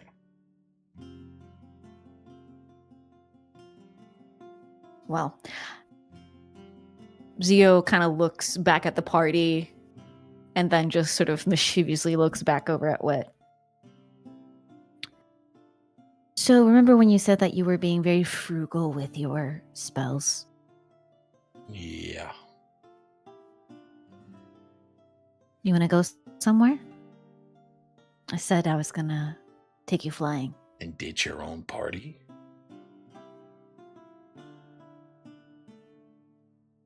Let's go. And Zio will lead Wit a little bit deeper into and away from like the festivities. Mm-hmm. And as they do, they're going to describe. There is a place at the base of Mother's Hearth. It's where we arrived at when we first made it back here. And they'll describe kind of the area, Mm-hmm. describe the scent, the smells, the way that the sand felt when they touched the shore right before they got into Olive. There is a passage there that will take us somewhere unlike anywhere you've ever been to before. Mm-hmm. Okay. Fuck it. Let's go. You think you can take us there? This is the interesting part. Zio, give me a Mhm. nature check or a perception check. Yeah. And then after this, we'll check in with Echinacea and Dolores. Can it be nature or perception? I'm gonna let you tell me what it is because I want to take advantage. My perception it'll be is perception. way more. It'll be Okay. perception. This is way higher than nature. Okay. That's a 14 on the die and 13, so 27. 27. Okay. You see. If it's nature, it's 19. Yeah, okay. No, perception is fine. You see Winddomine flitting in the air, and Zio, you hear that same whistle on the wind that was described as the party began. And that sound goes deeper into the more forested parts of Takul. and it looks as if the Wind Omine are pulling you in that direction. Similar to what you experienced in the elemental plane of air. Except these are the smaller rabbit-like Omine that you've seen so many times before. Yeah. I think as Zio is watching Wit start to maybe attempt to prepare the teleport spell, Zio's going to be like, wait a minute. Waiting. Did you just fart? What? You made the noise. You're like, No. It's like, I did not Maze just is being silly. I did not Sorry. just fart.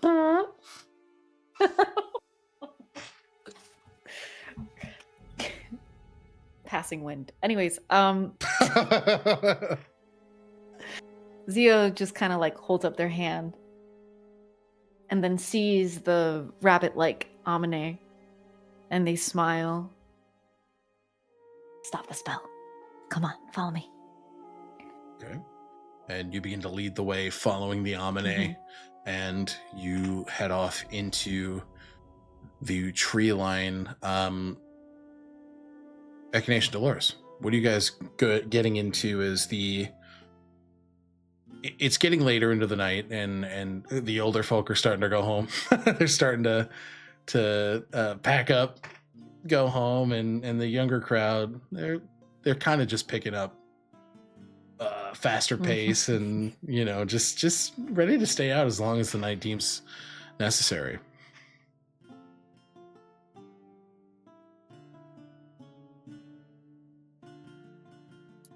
What Echinacea does is contingent upon whatever Dolores is doing. Is definitely going to make sure that she follows up on the dance she promised Io. Okay. You definitely dance with Io. It's fun. It is quick. It is jaunty. She tries a lot to spin you, and then you're much taller than she is, so that does not happen. It kind of ends in like you're both holding each other's hands and just like swaying from side to side, like just having fun. So you've definitely had your dance with Io. Good. And she'll check in while she's dancing with Io. I don't know. Declan is where? Declan Not here. is? He Not here. He stayed to spend time with his mom. Right. But she's just asking how those feelings are. Just having friends with her friend, like time with her friend, checking in. Yeah. It's been a lot about, Zio and finding Echinacea and then her and her trauma, like just reciprocating. Yeah. Openness. She likes Declan something fierce. No. And she communicate. I don't know, he's very nice and he's very sweet to me. And I've never felt this way about anybody. Just don't know what to do. Because I'm afraid I'm going to do something and then I'm going to look stupid. Like what? I don't know. But whatever it is would be stupid. I don't think that's it.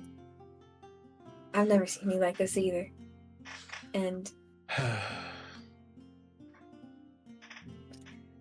I don't know, Declan's someone who's kind of awkward in himself, and so I think he'd be forgiven if you ever tripped up or did something stupid.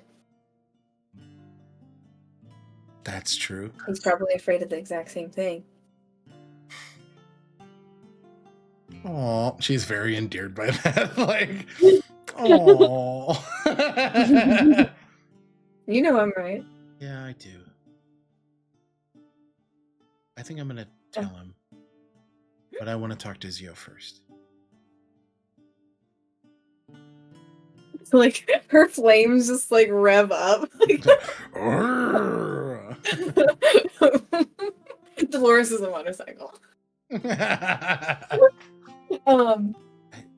just want to check in with them first. I want to see you happy, Io.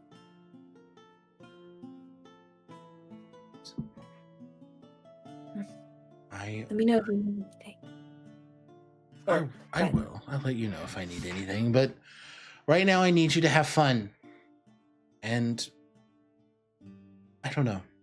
I want you to be happy too.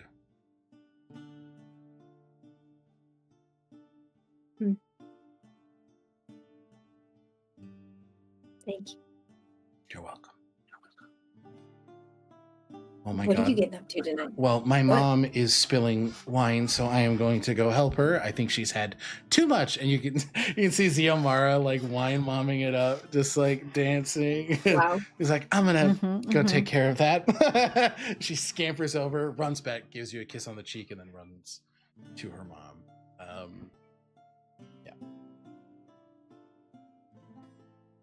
Yeah. So you're open, and I'll say, Echinacea, what are you doing as Dolores is freed up?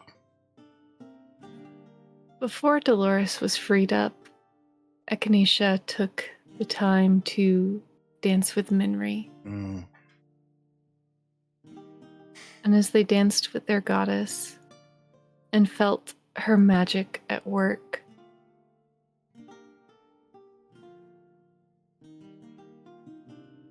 they just fly a little bit taller so they can whisper in her ear, "Thank you For what? for all that you do." All of this, they look up into the stars and the prisms of light. That great power coalescing into something they still don't know what, but something on Dolores' person.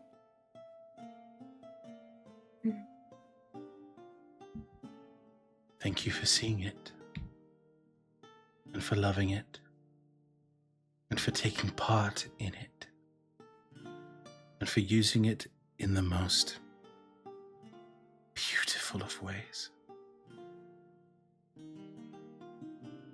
You say that, but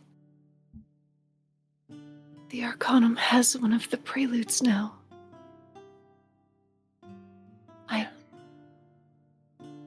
I was shocked to see that you would let me make them still. Oh, darling. It was stolen.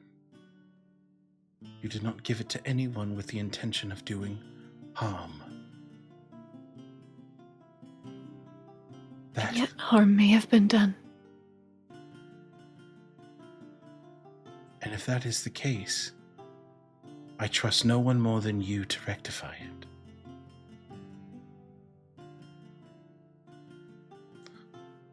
Unless you wish me to intervene, to take that magic back. I was about to ask the dumbest question, which is, you can do that? But of course you can do that. But then it would lose Whistle's touch. It would...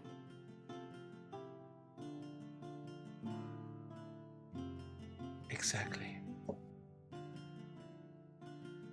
What is more important?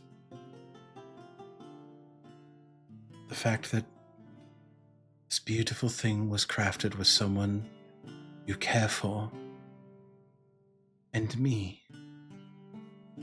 That it exists. Or that now it is in the hands of those who use my power for ill. What is more important? That which it has done, or that which it could do?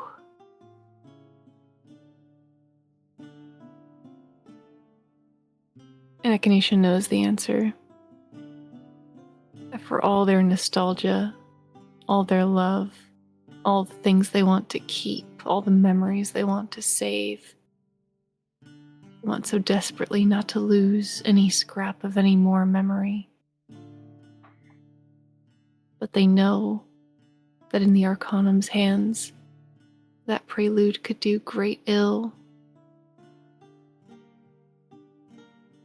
And so their heart heavy,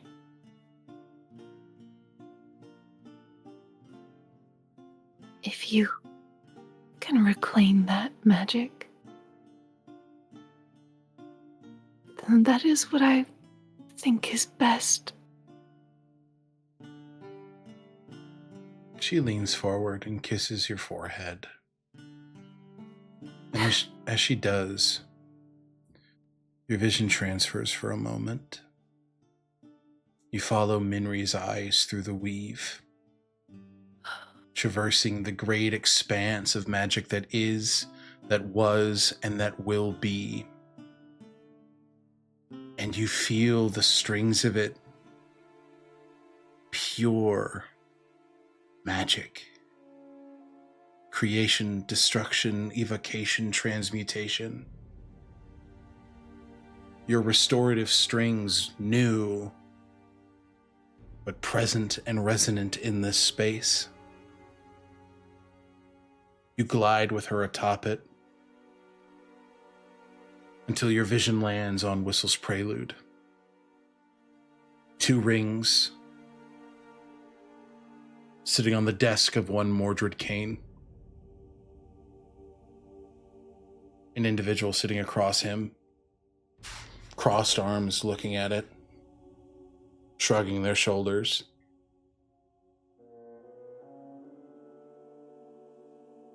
Mordred clearly wants to recreate this.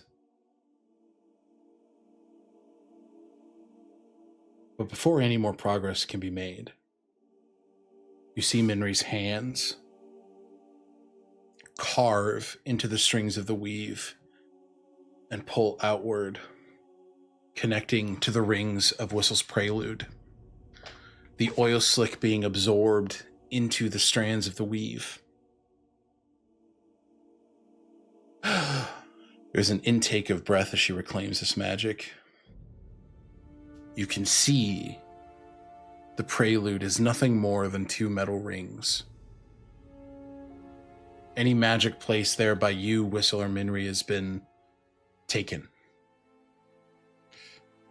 And your vision, as you ride back, the wings of a phoenix sprouting from your back, through the weave, you land back at the party, back in Minri's arms, and your vision fades again,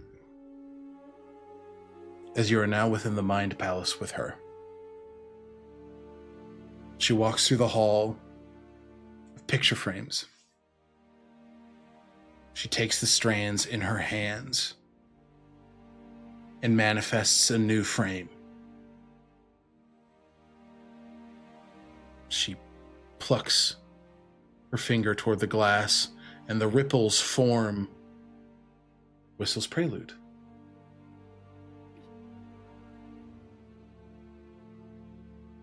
She looks to you. Power taken. Stolen. It's clear she's thinking about your memories as well. Are not lost forever.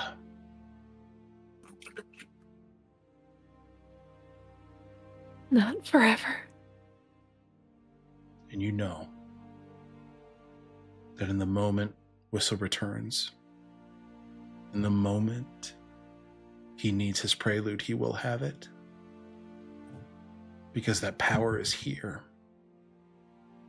As much as it lies within Minri, it lies within you. And it is safe in your hands.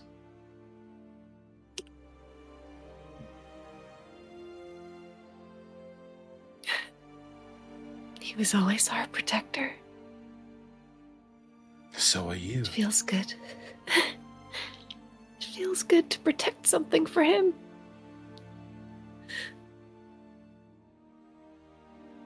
It is kept safe.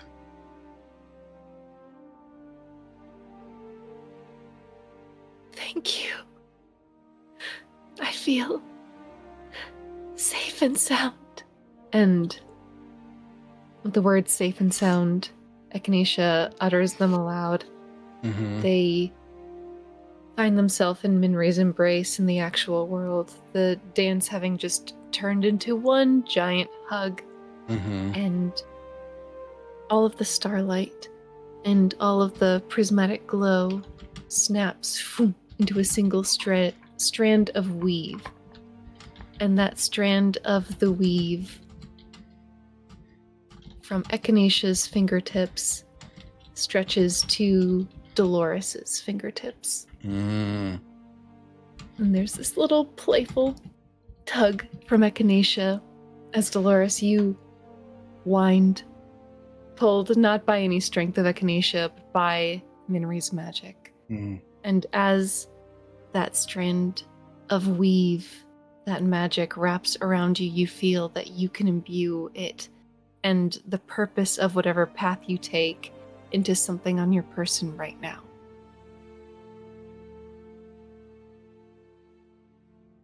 The strand of weave reaching out. I think Dolores grasps it. And that strand is another string that they've been given. And it becomes a bow. A bow for a violin. And they can reach out now and play the string on their arm. Very cool. And ideally not just the string of their arm, but the literal strings of the weave. Mm-hmm. Like humming and accelerating, never cutting. Like there's elements of the weave, and that's in some ways it's another type of path of cutting, altering, stitching together. This is more of an acceleration and deceleration, or just shifting of what is there. That music and vibration and chaos can do dance. It's altering, but it's never severing, and it's weaving up and down and back and forth and untangling or tangling, making things taut or loose. And a bow is a way to manipulate those vibrations or pluck certain strings and accentuate time in a moment. And this is her focus of how she chooses to compose a moment or a scene. And it's a vector for the chaos. Like there's going to always be something, but it can be a grounding kind of anchor to what she creates. And she starts to fiddle and play and dance with her arm as the core instrument. And dances around, very Lindsay Sterling, if anyone knows, around Dolores and just smiling. I think Echinacea and Minri follow suit, a sort of impromptu coven for Dolores as she plays her newfound bow upon her newfound arm. Just a retinue of starlight behind you. Thank you. And it's a silver bow with the little birds that you use to stitch. So there's just a little bit of a motif of Echinacea since it was given, but also, just, I don't know, like these very Art Deco or Art Nouveau type of lines and etchings. And a bow. Mm-hmm. And Dolores. Thank you very much. Yeah. You can add your prelude to your character sheet. Ow. Help. Help. we can handle that after game, but Okay. But yes, you stand there with Echinacea and Minri, and Minri puts both of one hand on your cheek, Echinacea, and one on yours, Dolores. Mm-hmm. There is power in the making of magic. And you both. She looks in the direction that Zio has run off in. You three are not lost for power, nor magic. Use it well. I know you will. And she looks to you, Echinacea, and just smiles. It was fun to be amongst you. Stop grumbling. Finn's like, Can you hear him? yeah, a little bit. I thought it It's was okay. you mumbling. That's crazy. No, it's my dog. He just Finn's throwing a whole ass fit. Come on, Goob. What are we doing? But Whatever. She says it was fun to be here. it was fun to be amongst you. You are always welcome with me. Always and forever. And they just hold her tight. Hold you. Dolores is a deep bow. She nods. Echinacea kisses your forehead one more time. Just a reminder of where that power resides and where what is lost now will return. And you see those blue streaks of weave return to the flower in your top left terrarium.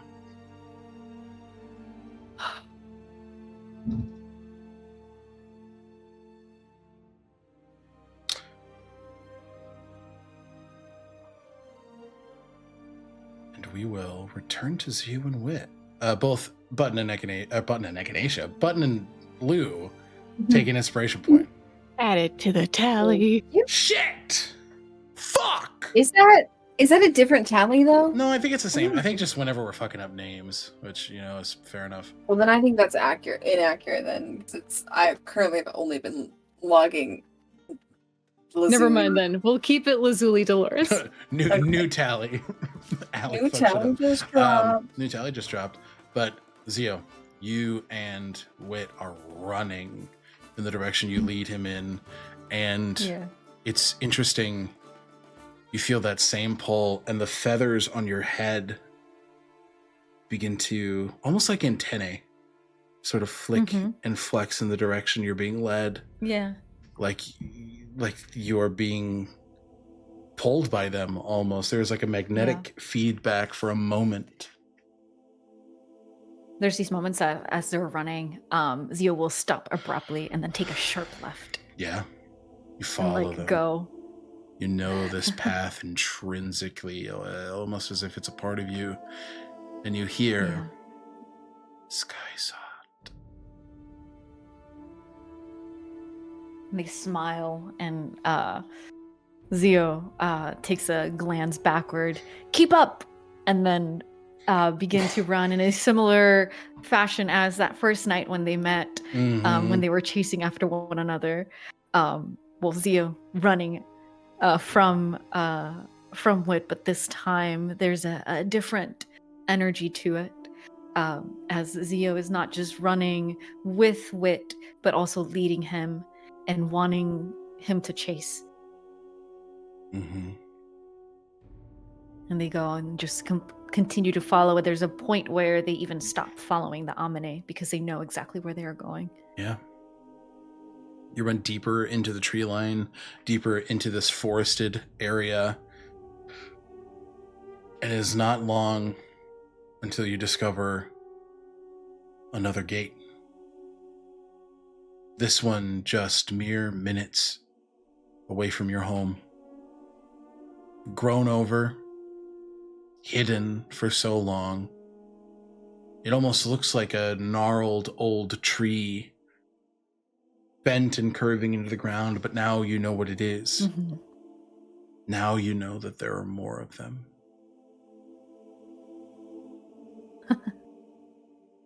Zio takes kind of a step forward as they look at it. Is it a similar situation where like there's the dais or and is the bowl? It's the same situation. Yep. Perfect. Nothing new here. So Zio's going. It's probably overgrown, so Zio kind of looks at it and then looks back at Wit, like, help me with this. As they start kind of like clearing out the dais and the for the gate. You and Wit begin clearing it off. He readies a fire bolt and then is like, not the time. Looking at all of the greenery, he's like, Not setting things on fire. just moving everything and clearing off this structure. until it probably takes you guys about 20, 30 minutes. But eventually it is unearthed. And it is open to you. Zio will It's a circle. mm-hmm. Huh? It's a circle. Yes. It's more than just a circle. Uh-huh. Let me do my work. Cracks her knuckles. He's like, what the fuck is your work? As they take from one of their feathers, they pluck a smaller one. It looks different than how it looks in the elemental plane of air, of course, because they're not in that full sort of Vacron visage. Yeah. So it's a smaller feather, as a feather regardless, as they put it on the dais. And then once again, they take their... Actually, no, I think Zia will turn to Whistle and... Whistle, wow. No! Put it on the other tally. Put it on the sad tally. Put it on the tally. The sad tally. Love you, David. Zia will turn to Wit and... You have a blade with you? Yeah, why? Zio extends a hand out. Just a little blood. What kind of freak shit did you bring me out here for? Trust me. Trust you? All you need to do is draw a little blood from me. You've done it before. It should be easy. Yeah, fair enough. Grabs your forearm and cuts your hand, the palm of your hand. Ow! I was a little. It is a little squeeze and it'll come out. Oh, okay. Zio will squeeze her hand over the dais as they once again offer a piece of themselves to the gate. As soon as the blood hits the bowl, there's that same just the patterns of light ignite around this gate as a wind stream opens up. And you see it in front of you yet again. The elemental plane of air. The gates that only you can open now open in front of you. Zio looks over at Wit. After you.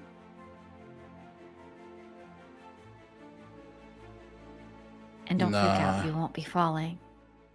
Well, fuck that. He grabs your hand, casting Cure Wounds,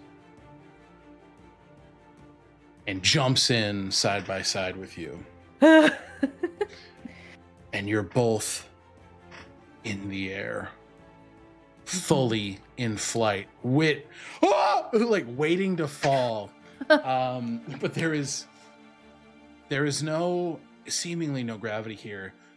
Mm-hmm. But for the first time, since a very unfortunate situation in the Wavern Peaks, Wit sees the Amane. And he sees them lifting him. Lifting you. And Zio, when Zio steps through that gate also,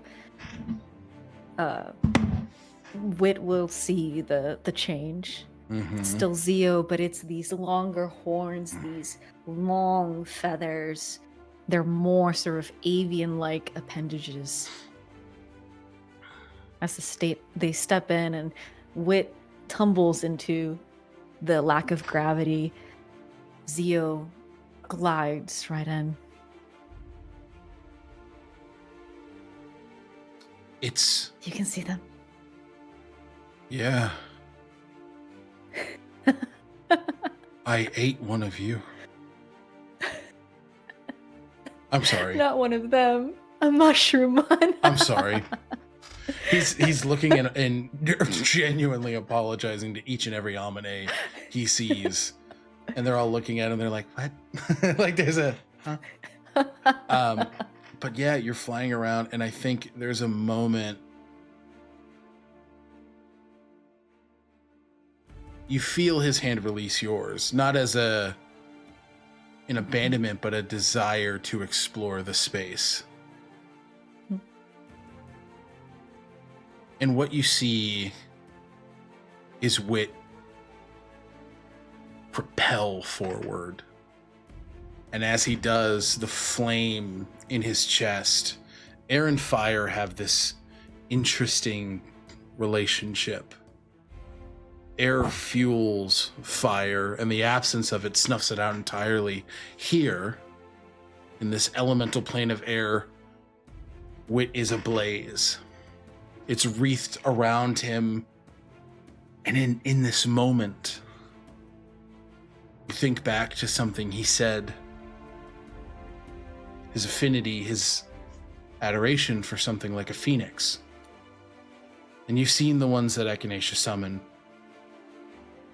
In this moment, Wit looks like a phoenix. Lit aflame, bright, flying, whooping and screaming, and just... he reaches what he believes to be the apex in a space that is far vaster than he can ever imagine, and he unleashes so much of the flame. He screams outwardly, not in pain, not in terror, not in anger, but in relief. And for the first time since you've met him, the pit in his chest is dark, dormant, nothing within it.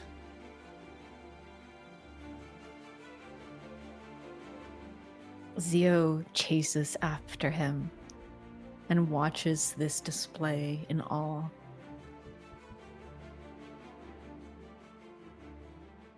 And once he sees Wit, his breathing relax and come down, I think Zio will glide up to meet him. Look at you. Wit looks at you. He grabs your face and he kisses you. And that is where we're going to end tonight's chapter of Known Realms Tolesh.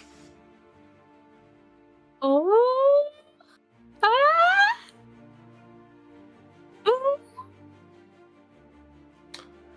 Angie, are you okay? Angie, you good?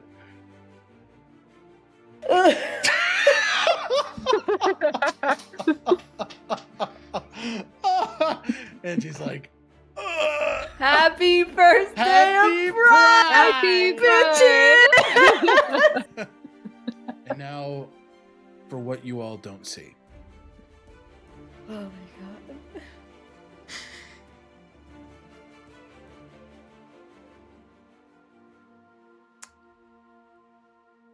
We stand in the forest as this gate's been activated well after Zio and Wit have jumped through.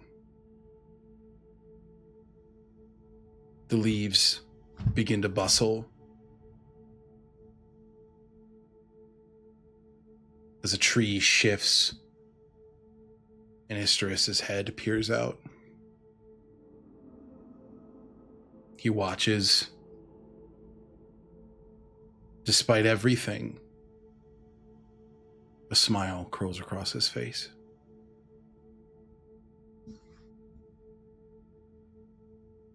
And in the sky above, knowing what lies here and knowing it was only a matter of time until Zio found it for themselves, Helitis flies. Looking down, happy. The both of them unaware of each other. Despite everything that has occurred in their lives, you, Zio, have been their intersection. And there has been healing in both of them that stems from you. As they're no longer together, they are on their own paths as well. Both smiling in earnest for the first time in a very long time.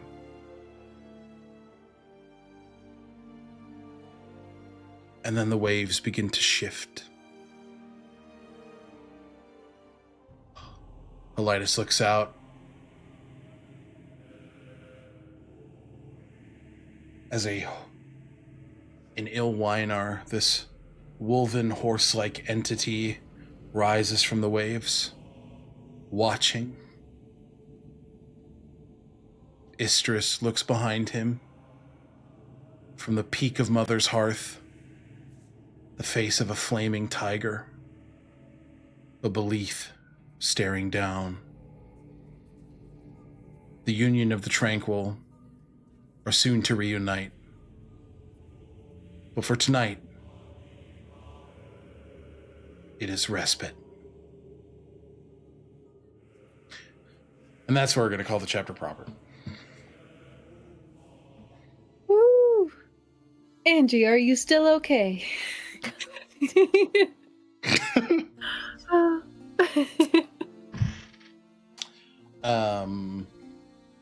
Thank you guys for being here. Before it's good to be back. It's good to be back, baby. Before we say goodbye, let's out to our players, starting with Angie. Hi. Hi. Angie. My pronouns are they, them. I've been playing Zio Marino, he, they pronouns, and boyfriend real. No more boyfriend delusional. Boyfriend real.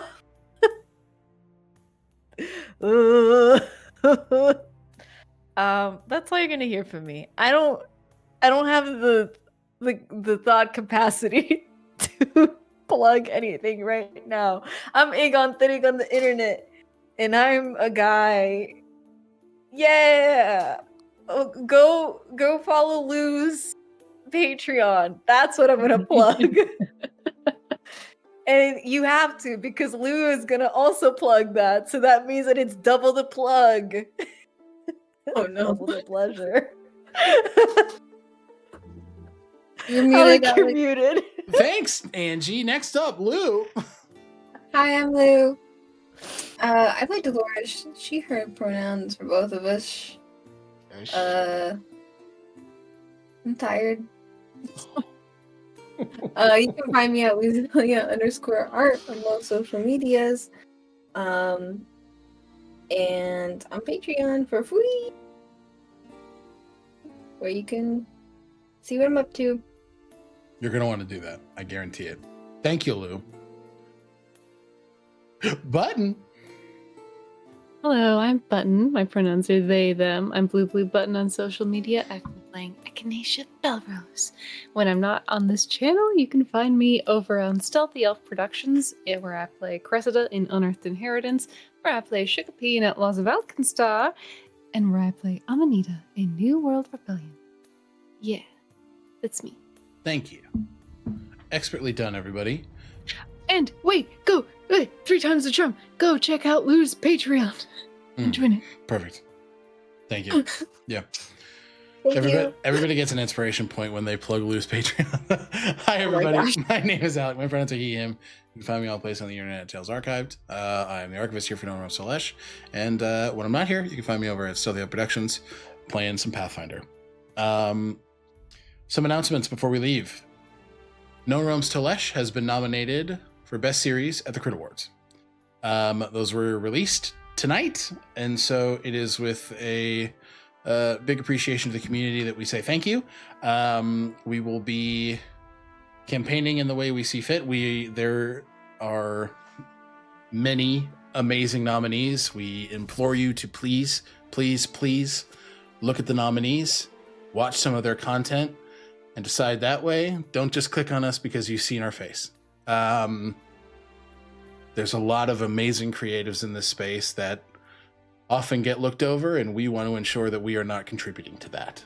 So if you do love our content, a vote would be appreciated. But if something else is catching your eye, please vote for what you believe in. Thank you for everybody who nominated us. That's crazy, wild. And also, big ups to Shannon, because this overlay got nominated for Best Overlay. So big love to her. She's phenomenal. The love of my life. That's my wife. And yeah, so thank you for all of that. And yeah, without any further ado, hang on for a raid. We're going to throw you guys over to Julie Ciel. They're amazing. They do a lot of fucking cool stuff. And with that, we'll see you in the next adventure. Bye bye.